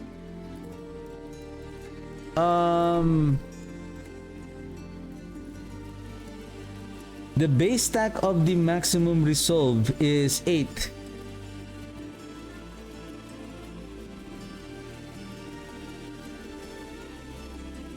I think the resolve stacks is 8. So therefore we don't need the if we have the Glint's Anvil, the Glint's Anvil will add 2 more stack.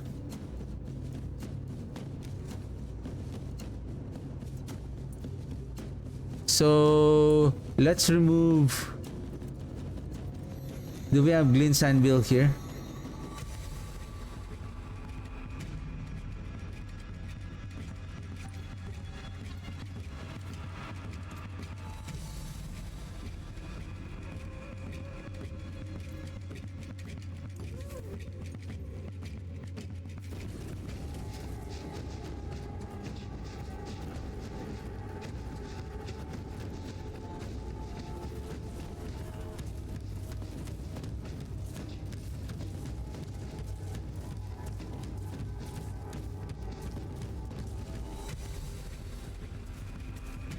Stores up to 10 stacks, so that's the only stacks that we can build. And take note, I don't have any additional resolve stacks here, so basically we don't need the resolve stacks anymore.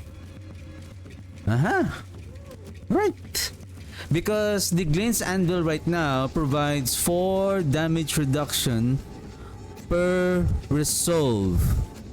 Well, give me a second here.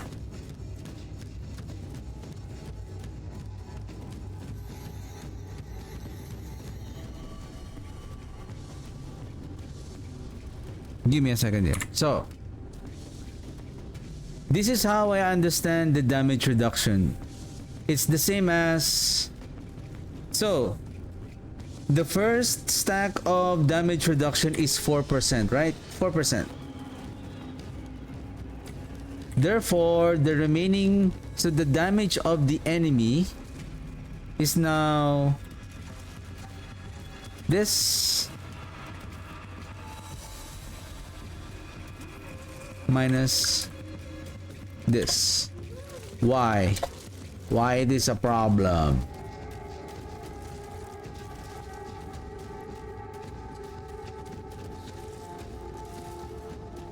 %. Okay, 96%.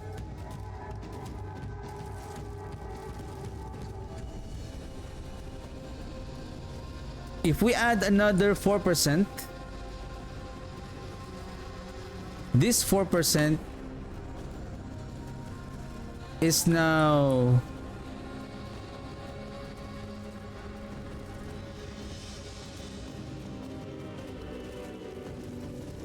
How do I calculate this? 96.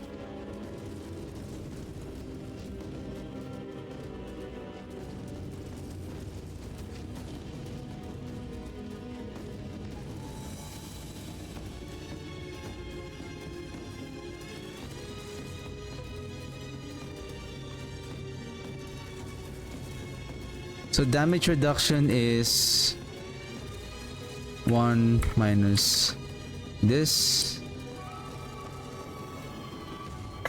is 4%. So this is the damage reduction.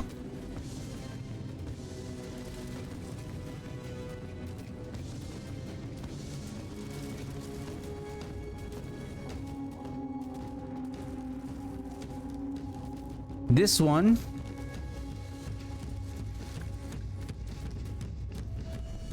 minus this is now 92.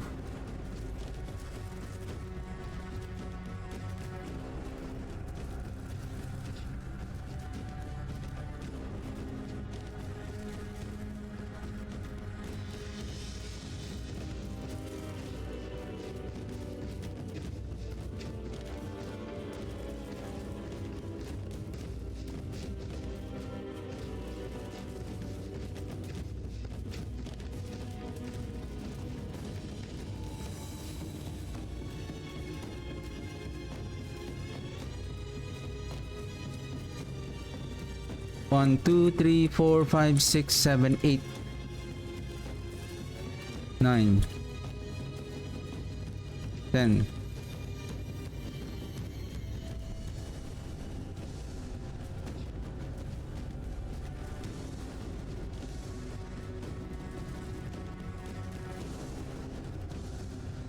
Sorry, this is wrong.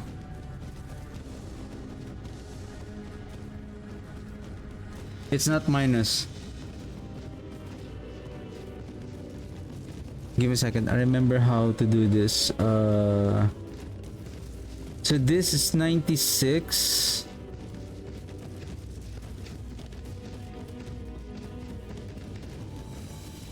Do I need to multiply everything together?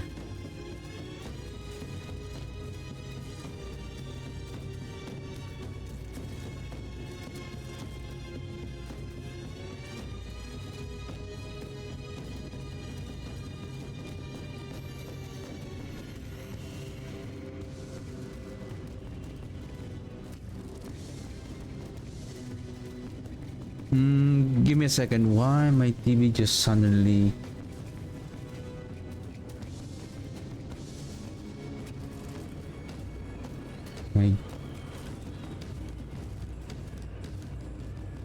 My TV suddenly turned off.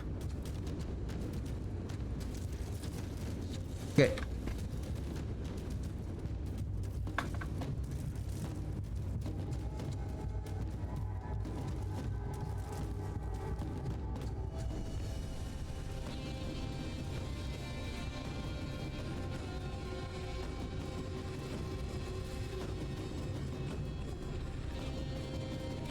Give me a second. Give me a sec.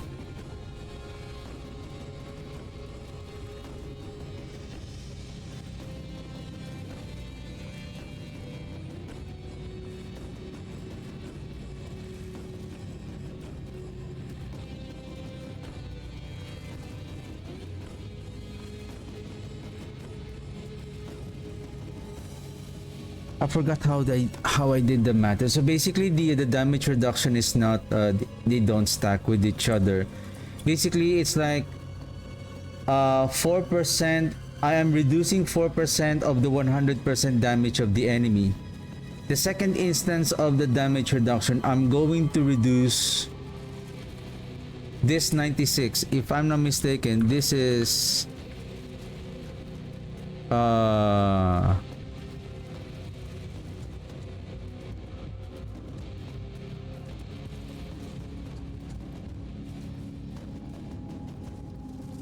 one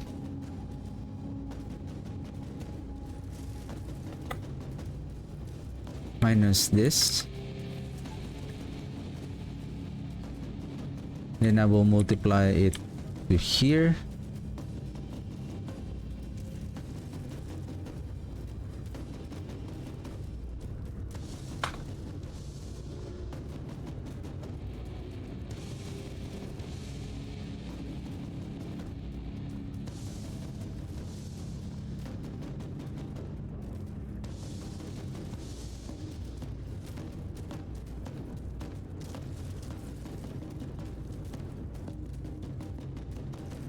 Just give me a second. I will explain what is going on this calculation. So what is happening here is that, so the first instance of stack, we are reducing the damage of 96%.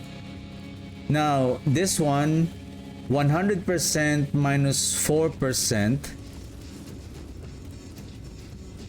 is 96%. 96% times this one, we have reduced the damage of the enemy to 92.16. So basically we are reducing the damage of the 90% of that 4%. It's like the 4% of 96 is how much? Is this one. Then this one. Then from this 96, we minus 3.84. So that is the 92.16.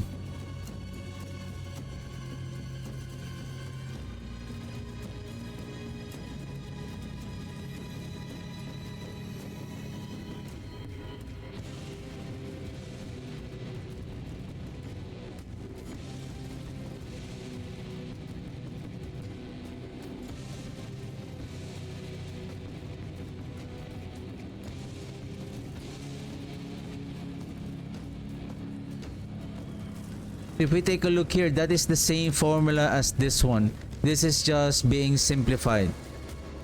So basically, again, the 4% here again, we are reducing 4% of the 92.16, not from the 100% of the 100% damage of the enemy.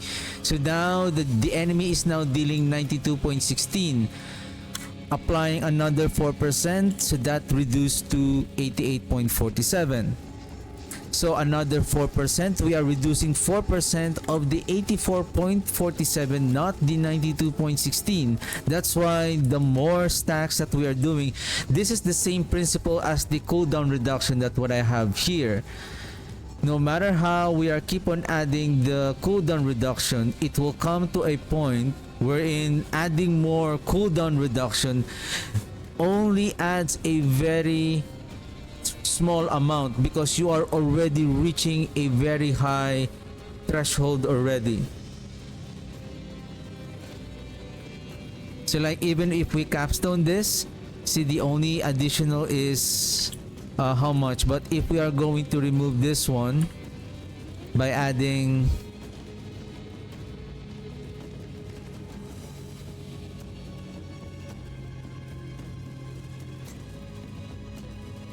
where's the 50% is coming from?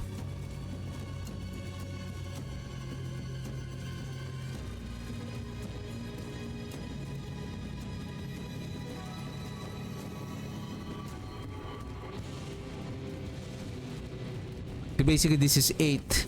If I add 8, so see it is not a total of 16, it's only 15.36. I add more 8.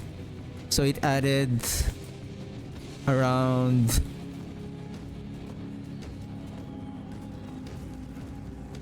7. Then I add 8. Then it added 6 only. Then I added 8. Then it added 6 again. I added 8 here one more time. Now it added 5. Then as we keep on increasing with the same amount, it only adds, and now it becomes lower and lower and lower. and the only way that we can increase it by masterworking, tempering, getting the GA from the temper, masterworking if it's a tempering affix, and then capstone bonus if we drastically need that cooldown reduction to be increased. But it will reach to a point that the increase in cooldown is just very minimal now. I think once it reached the 50% threshold already, like you will just really see.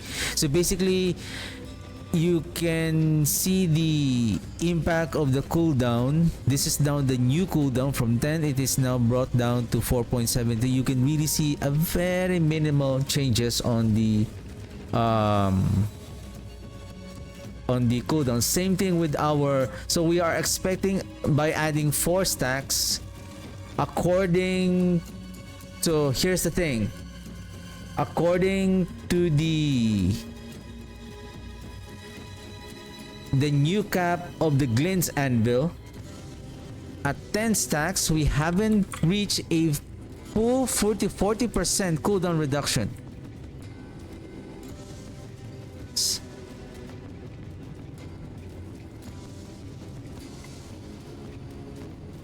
So this one, so if we add, copy and paste it here, so on second stack the total damage reduction is 7, third stack 11.53, fourth stack is 15.7, up to the 10th stack this is 13.52. Basically we can still add how many? 11, 2, 3, 4, 5, 6, 7, 8, 9, 10,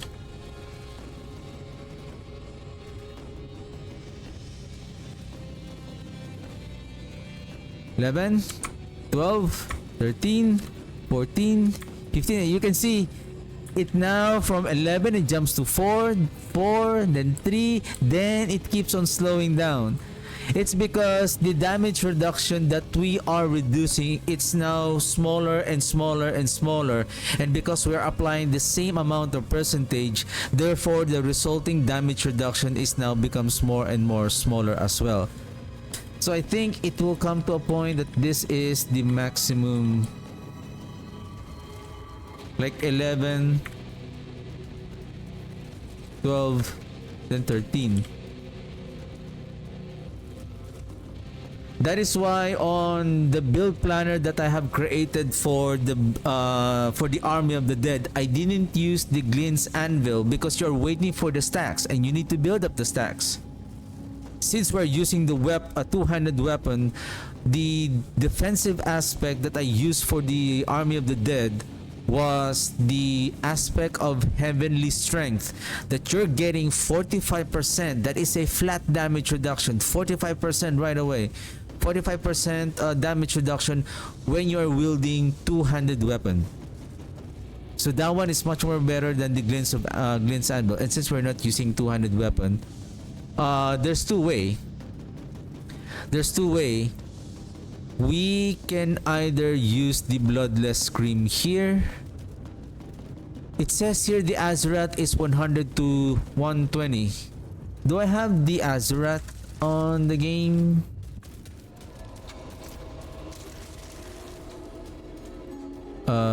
Azurat.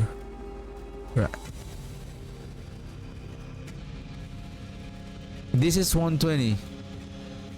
But I believe I have on one of my character. Let's check it out and let's see what is the difference. If the unique charm and the weapon is the same, then we can place the Azurat there. Use the Bloodless Scream wherein we can get more multiplicative damage from the Bloodless Scream, plus we have these ranks on the Darkness skill. I think that's going to be a good idea. Then plus we can just wear the aspect of heavenly strength that I'm talking about.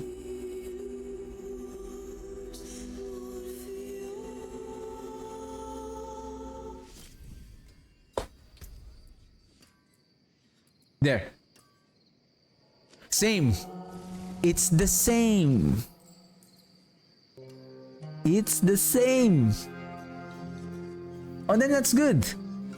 Okay, if that is the case, then Bloodless Scream here, that will have 250 multiplicative damage, then Azurat here. Because remember, Bloodless Scream,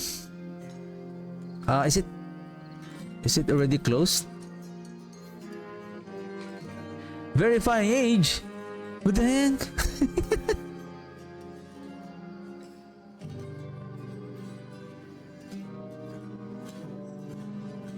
I'm old enough to view this.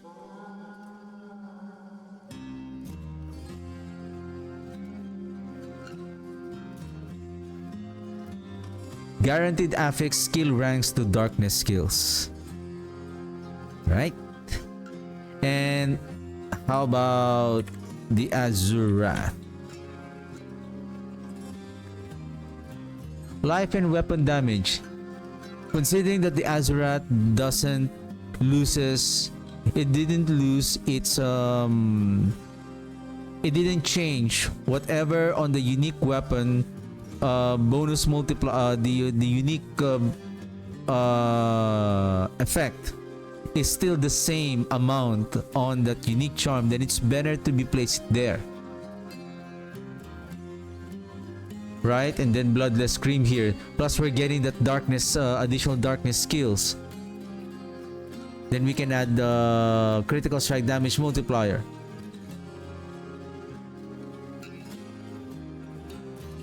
Awesome. Great. I'm also thinking if we can use the frozen memories here. Oh, sorry, the what's that?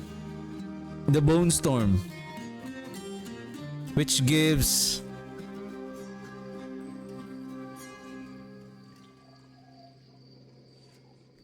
because this one, unlike this one, it waits for an enemy to be frozen for this to apply damage, whereas the because take note, this is triple damage, 135.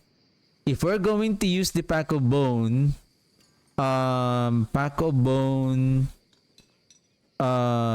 mythic version, the mythical Pack of Bone, then the critical strike chance here, the critical strike chance here will become 46. Plus how much on our warrior? Is it only 21? Is it only 21? But if they are also darkness, we can still increase their rank, isn't it?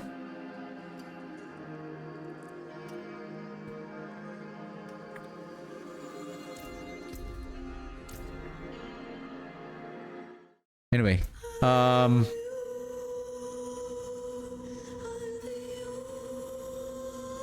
it's just I want to see how much is the but I think I don't have enough item that will increase our darkness skill to really see how much the critical strike chance from the Litany of Death is applying, because the more darkness skill that we can add, the more critical strike chance that we can add on the warriors.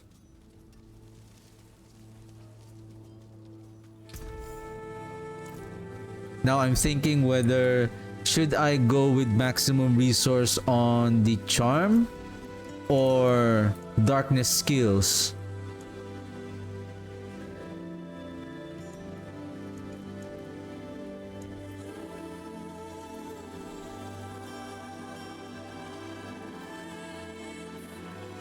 Because 10 or 20 resource, that is 60% multiplier, 3 times 20, so that's 60% multiplier damage on our skeletal singularity mages.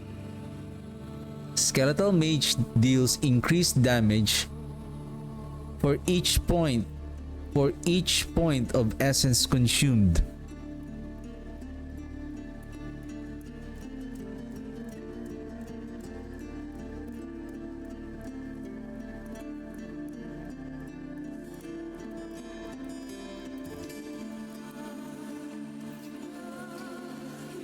Like, I don't know how much this one will increase. Can I borrow?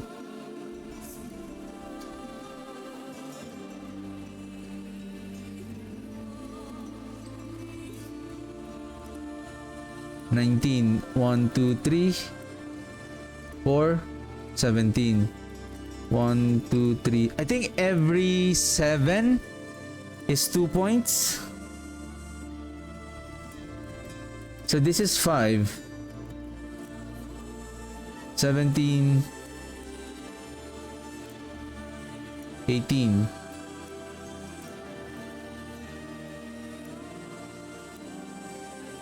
One, two, three, 4.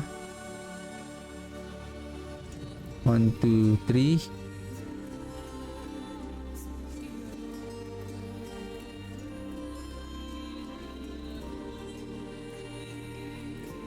So this is the start. 7.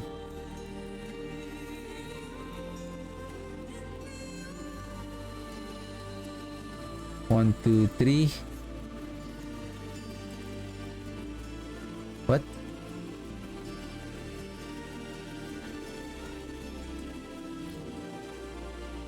One, 2, 19. Okay. 1, 2, 20. 1, 2. Then 21.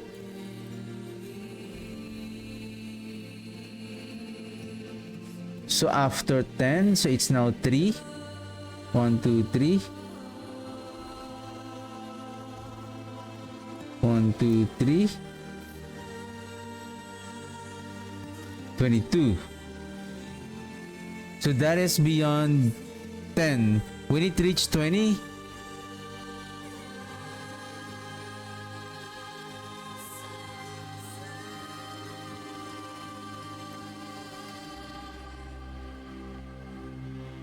Every 3 is just 1.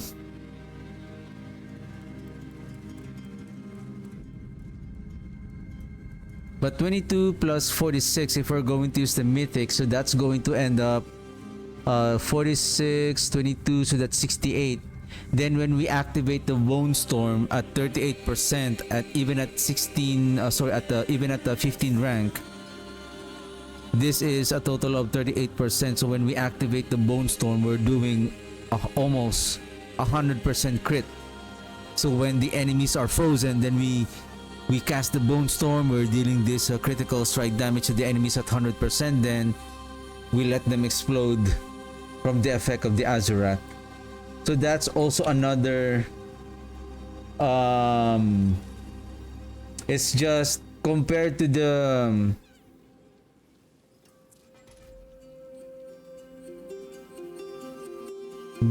frozen memories will only deal 45% only when the enemies are frozen, unlike on the critical strike damage if we have, say, at 68, right? So 150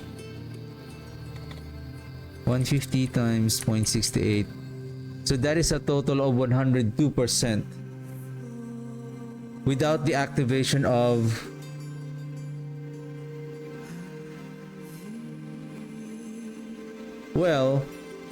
the Bone Storm needs to be active at all times.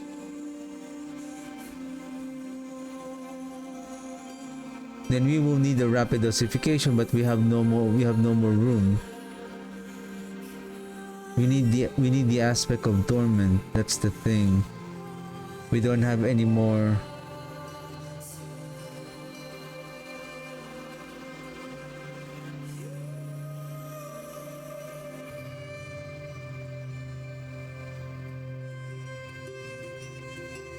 Man, should we use the Tibolt's Will? But we don't have essence regeneration increase.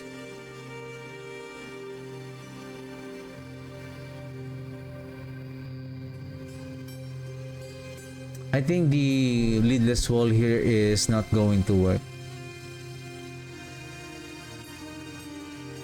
But we can use, the Lidless Wall will be outperformed by the Frozen Memories here.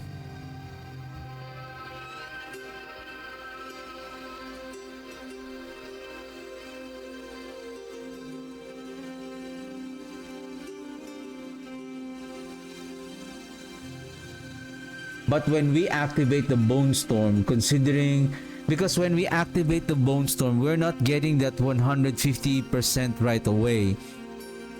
It will build up until we have a 5 Bone Storm. So each Bone Storm is 30% increase in multiplier.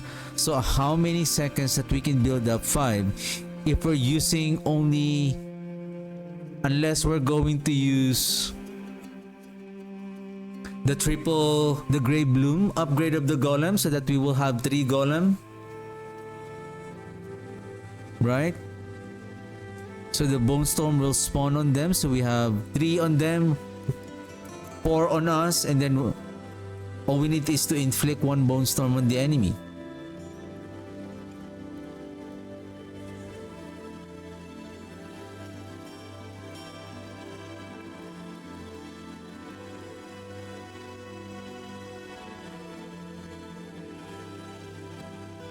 See, each sacrifice bonus increases the chance by 25%. Since we're not sacrificing our minion, our chance to spawn a Bone Storm is gonna be slow. It's like before we can even reach the 5 Bone Storm active, the frozen, the freezing effect has already been expired. So basically, we might end up maybe 3 Bone Storm active only.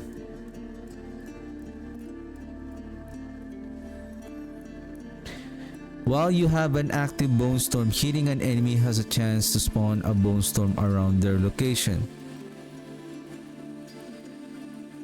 Basically, again, we have 4 active right away. 3 on the Golem, 1 on us. And then we're just gonna spawn, which is very easy, on the 5th enemy.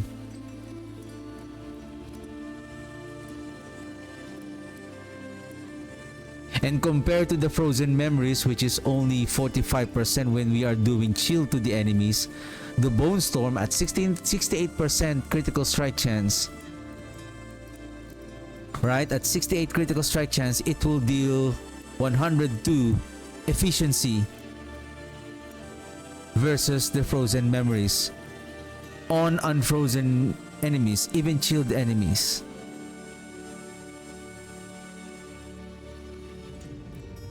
So another thing to check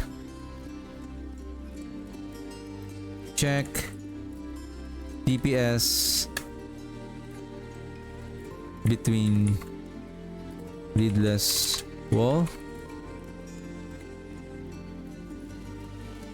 and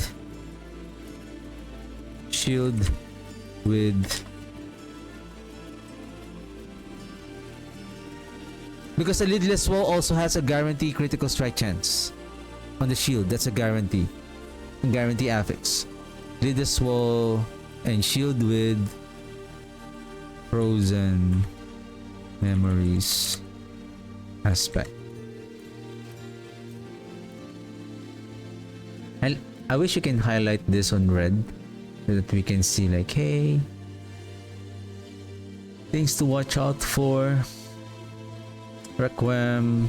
I think these are all good. This one, so I'm gonna show you what is the one I'm talking about. Heavenly Strength. While wielding a two-handed weapon, gain up to... Oh, they have reduced it to 40%? What? No way. That is 45%. Mainlander, what do you think? What? Oh, it is 40%. Okay. I stand corrected. It's not 45%, it's only 40%. Which one is 45%? I know there is another one. Is it the Disobedience?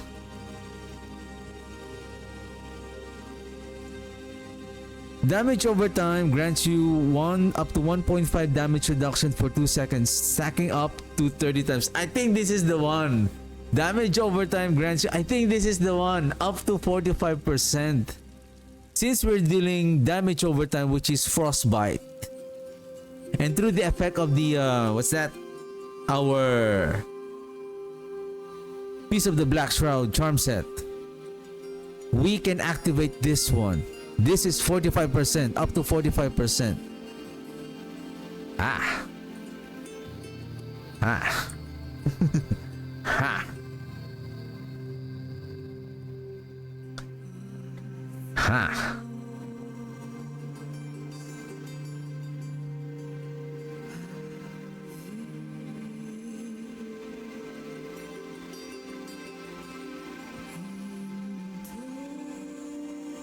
Even though the damage reduction it provides is only 2 seconds, that 2 seconds will keep on refreshing as long as we're dealing damage over time to the enemies. It doesn't matter what kind of damage, as long as the whatever element, as long as it is a damage over time, like lightning damage over time, shadow damage over time, fire damage over time, physical damage over time, cold damage over time. So that those will trigger this disobedience. Now go and queue Seer and Guard. Yes. Yes. So that's another 10%. So now we will be sitting at 78%.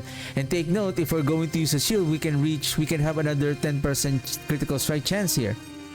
So that is how much? Sorry, I'm not yelling. I'm just excited. 88.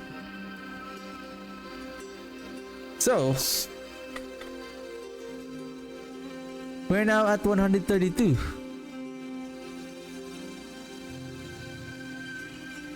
I think I'm gonna start with the lidless wall here.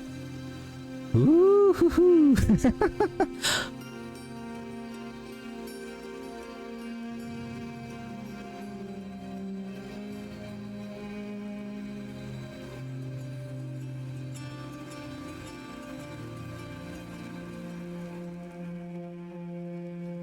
I think everything is correct. Cold mages occasionally cast Blizzard that deals cold damage over 6 seconds. Cold mage's initial projectile forks into 2 projectiles on impact. Enemies damaged by cold mages are weakened for 4 seconds. I think I like this one. Plus it applies vulnerable. Okay, let's check armor. Resolve stacks. If we're going to use that, then we can just focus on maybe armor, or yeah, armor. Damage per overpower stack, yes. Shielding bones, we don't need the shielding bones. We can add tidal aspect here for more overpowered damage.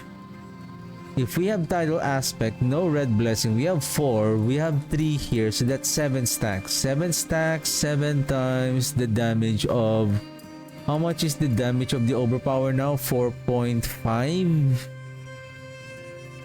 I think is it here? I think sharpened damage per overpower stack from 4.5. 4.5 times 7. That's 31.5. It will be outperformed by the flat 40% damage of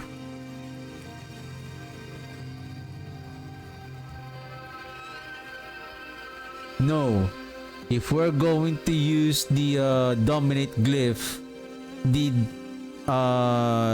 elemental damage here will be outperformed by the overpower damage. So we can still use the dominate glyph. And I'm still thinking if we're going to use the blood bath. The thing is, we're going to lose that 50%. We need to find a way to lose the stack. And since we have so many lucky hit instances that we're doing here, I feel like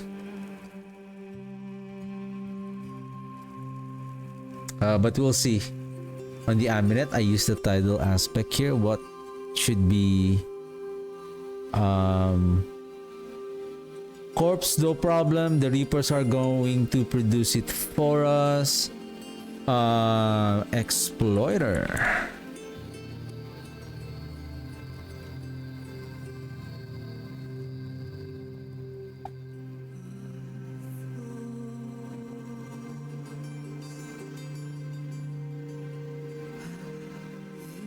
Can I reach the 100% attack speed for the minions on the weapon damage? Not attack speed. Can I go back to our skeletal mage? How much is our... we need to exclude the... We need to exclude the ferocity. We need to exclude the ferocity. I think we're almost done. Though it's already getting late. But I want to finish this tonight so that I don't want to like postpone. I mean, we're almost there. Then probably tomorrow I'm gonna complete the golem. Okay. How much is our total attack speed?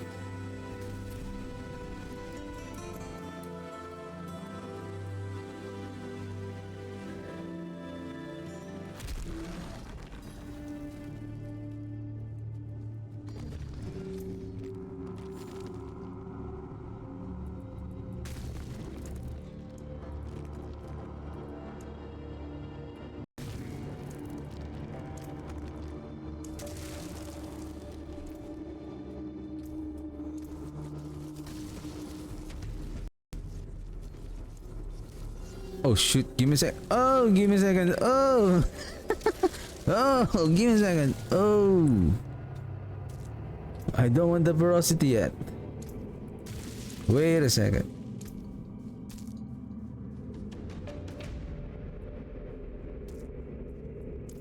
So we have a total of 47.6. I think some of them are coming from our Paragon board. So we have attack speed here, attack speed here, one attack speed here, one attack speed here, and then pack of bone 31, 47. This is 47 plus 54, 54 plus 31, 54 plus 31, so that's 85. Then plus the ferocity, now we are at 100%. If the pack of bone is a mythic ring, so that is 46.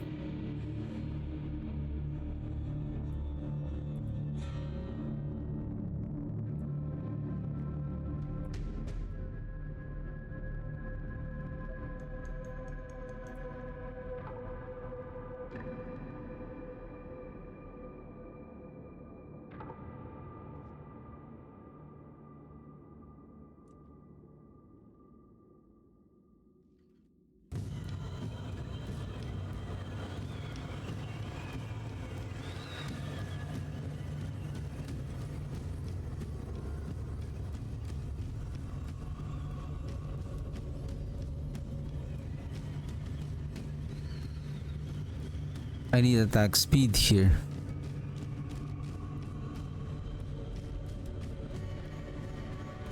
Ha. Ha ha ha.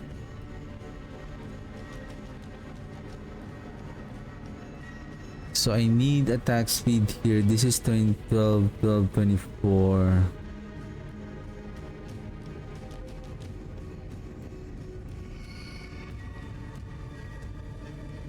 Speaking of attack speed, what we need is around 46 plus 7. 46 plus 7.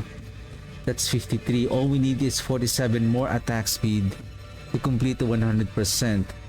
12, 12, 24. We need approximately 12 more here. Then plus how much is our attack speed? If this is 12, 12, 24, 11, 11, 22, 24, that's 46. We're still short. How much do I need to? 1% more.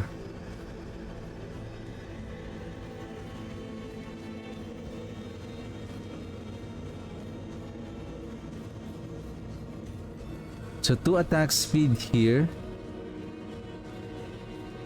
And then 2 attack speed here would be enough. Okay, 2 weapons, 2 rings. Gotcha. 2 weapons.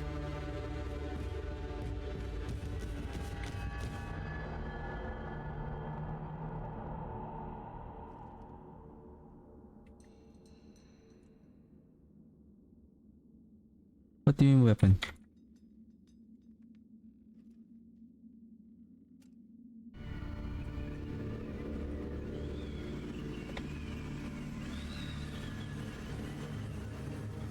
No. Damage reduction. This one.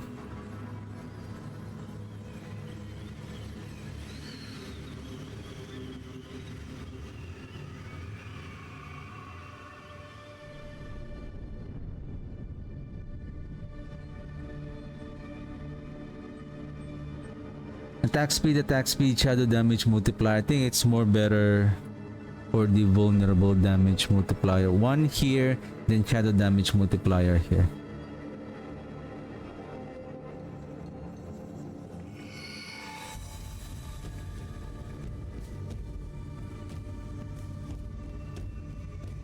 If we have shadow damage multiplier there, skeletal mage. This is good. This is a guaranteed affix. Shadow damage per overpower stack, shadow damage per overpower, shadow damage per overpower. Oh, damage per overpower, attack speed, vulnerable.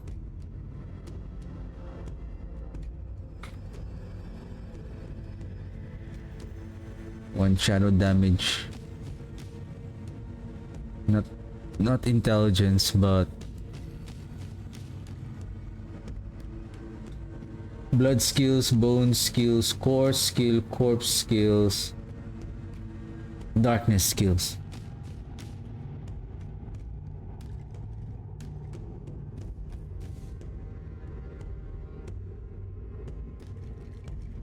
If we take a look here, this is a very good combination. Resource will not interfere with critical strike multiplier during crafting. Darkness skill will also not interfere because this is a tuning prism. And then attack speed, we can just roll an affix and then we can just craft an attack speed through the enchanter, through the enchantment in the occultist. So if we get a maximum resource GA for example, then we can just roll for attack speed and critical strike multiplier without interfering maximum resource. Same thing if we get a critical strike damage multiplier, we can roll the maximum resource without interfering with the critical strike damage and the darkness skill, except for the attack speed. Now if you're lucky that we get a maximum resource and crit strike multiplier, then we can craft attack speed and darkness skill while we can still retain the greater affix without interfering them through our crafting. Right, I think this is good.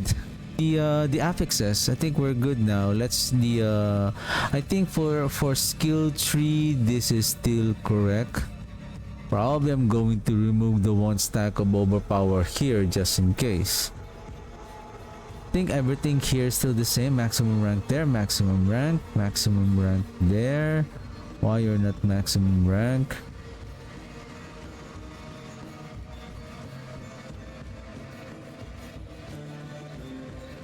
Days. I think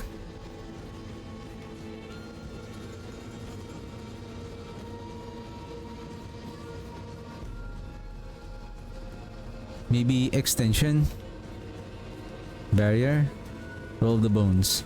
And then I'm going to remove the golem here. Since this is a bone golem, I'm going to invest more here because this is... Oh, it adjusts now. Nice!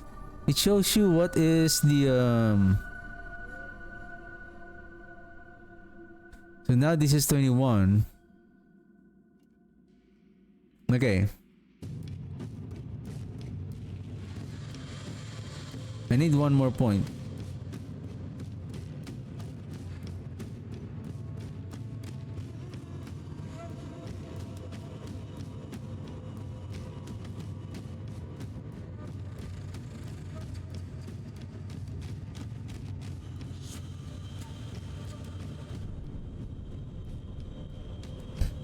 And then again, we can also cast this one for the overpower. Actually, we can lose this one and then put it here. 38.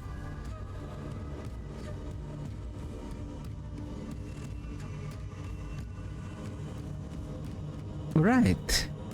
Alright.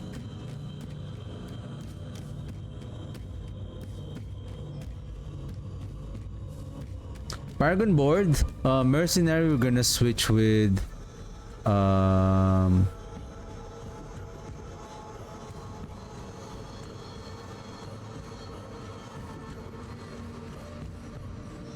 languish for damage reduction. Then right here, oops. Right here still the same, save changes. Gonna rename this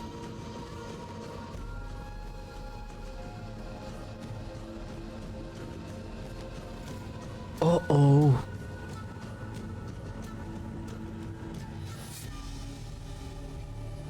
did I do it like this? No, the reason why I really created specifically for the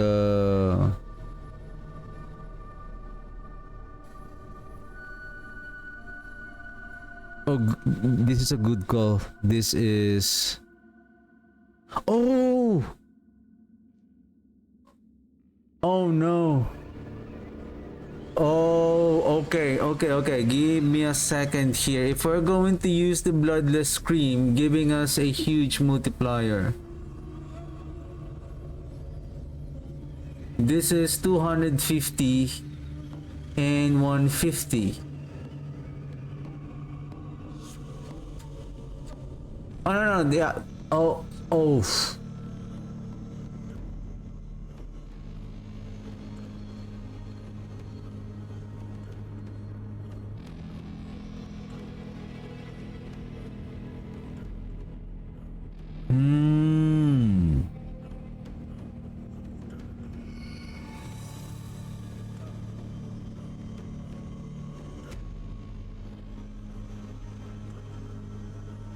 It didn't show any warning that, hey, you're using a two-handed weapon, you cannot use it here. Good thing I see it. We cannot wear the lidless wall if we have the Bloodless Scream. Okay. Azurat at 2.2. Bloodless Scream two-handed weapon at 3.5 multiplier damage. Multiplier damage is 7.7. If we're just using the Frozen Memories, or if we're going to use Azurat at 2.2 still, times it is going to be just 125. So that is going to be 2.25 for the Bloodless Scream times by the basic without the frozen effect yet from the how about let's use the lidless wall at how much is that we have calculated? 132.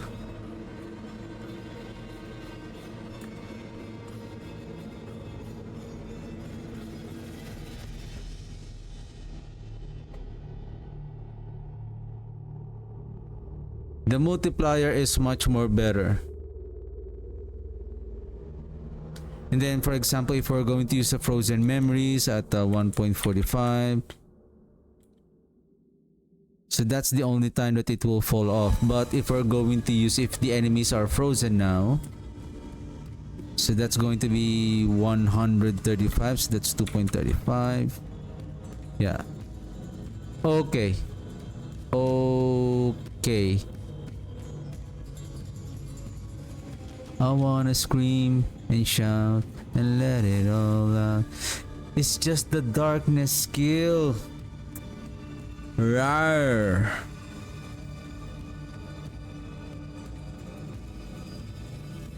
I mean, we can still roll. I think we can still remove the life from the bloodless, from the Azurat, and then roll it for another multiplier damage, maybe intelligence, or yeah, another multiplier damage. The thing is, take note, it's going to be difficult to roll for a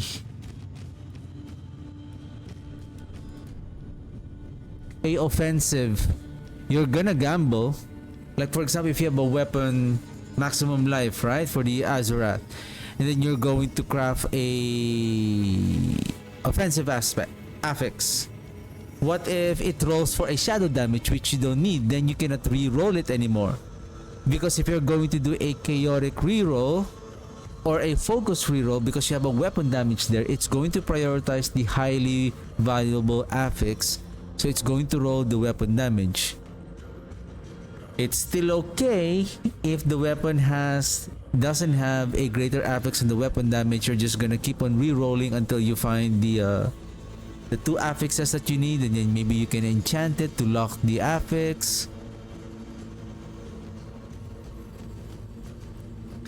Yeah, that is a huge 4 multiplier additional if we're going to do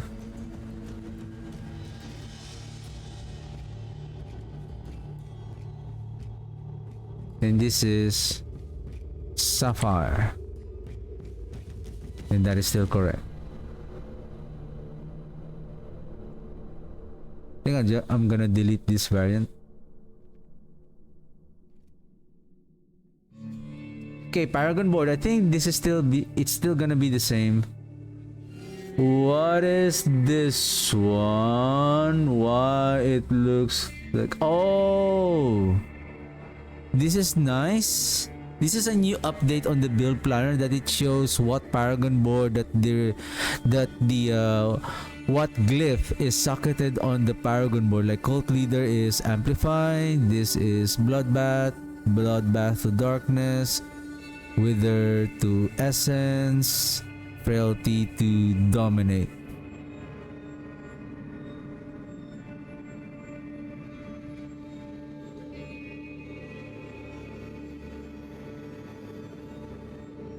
What is this one? Intelligence and then Willpower 64. Willpower 64.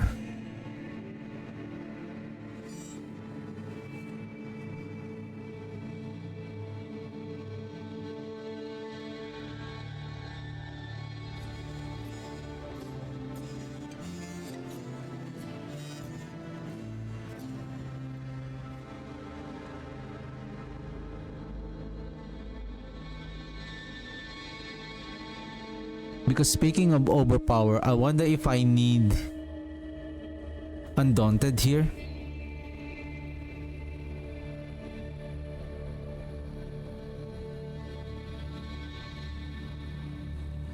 Why this one is amplifying, not the Dead Racer?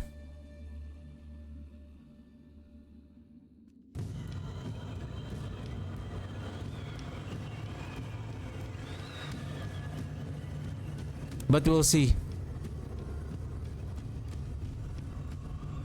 We will see. This is darkness. For every 5 intelligence, increases your shadow and cold damage. Oh, darkness is also applying damage reduction. Okie dokie. Okie dokie. So we have the Cult Leader, Bloodbath, wither, and frailty. I think with regards to our paragon board, skill tree, and affixes, I think it's just a matter of we're gonna try whether which one is better, lidless wall or frozen memories, considering that we can apply and summon 5 bone storms right away, even though we're not relying on the chance on each sacrifice. Because if the 3 bone storm, or speaking of bone storm, we're gonna use this one instead of the Gargantua Grey Bloom for more bone storm, so that upon activation, especially on the boss when it's staggered, boom, lidless wall, increase our critical strike chance and attack speed as well. At the same time, we're increasing our critical strike damage so that when they explode from the Azeroth, then it's going to deal more damage. I think this is it for the cold mages. I think I'm done for the day, and the build for this one is already, we're at least one build down today. So I think if there's anything that we might miss, so it's just a matter of speaking of loot filter, probably I'm gonna update the loot filter for the Singularity Cold Mages, wherein it is the simplified one. So I think we're gonna prepare the build planner at the same time for season 14 tomorrow. So we're gonna prep that.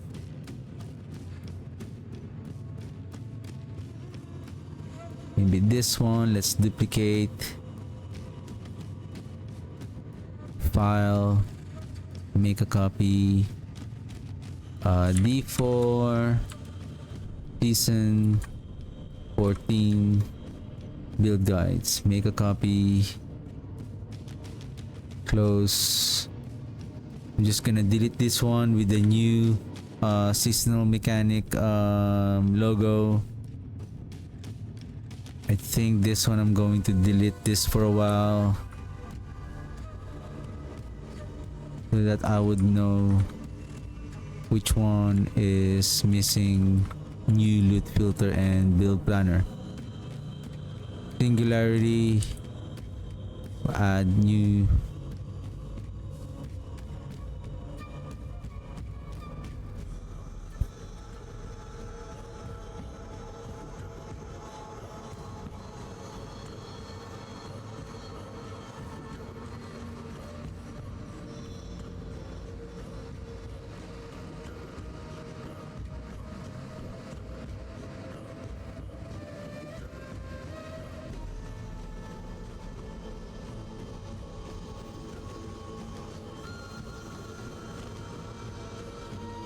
Alright, I'm just gonna update this tomorrow before I proceed with the Iron Golem Trinity, and the next one would be the Bone Spirit, and then Blight, and Army of the Dead. After Golem will be Army of the Dead. These are Mephisto killing build, so we need to put them on the topmost.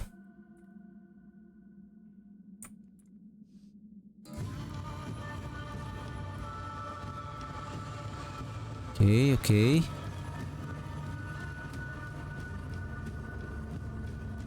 Alright, that's it for me today. So we're just gonna continue with the Bone Golem tomorrow, and before that we're going to polish the loot filter for the Singularity Cold Mages, and then the build planner that I have completed today, I'm gonna post it here so that we'll be ready when the season start next week. So so yeah, again, thank you very much for watching and for tuning in. I'll see you guys tomorrow, and have a good one.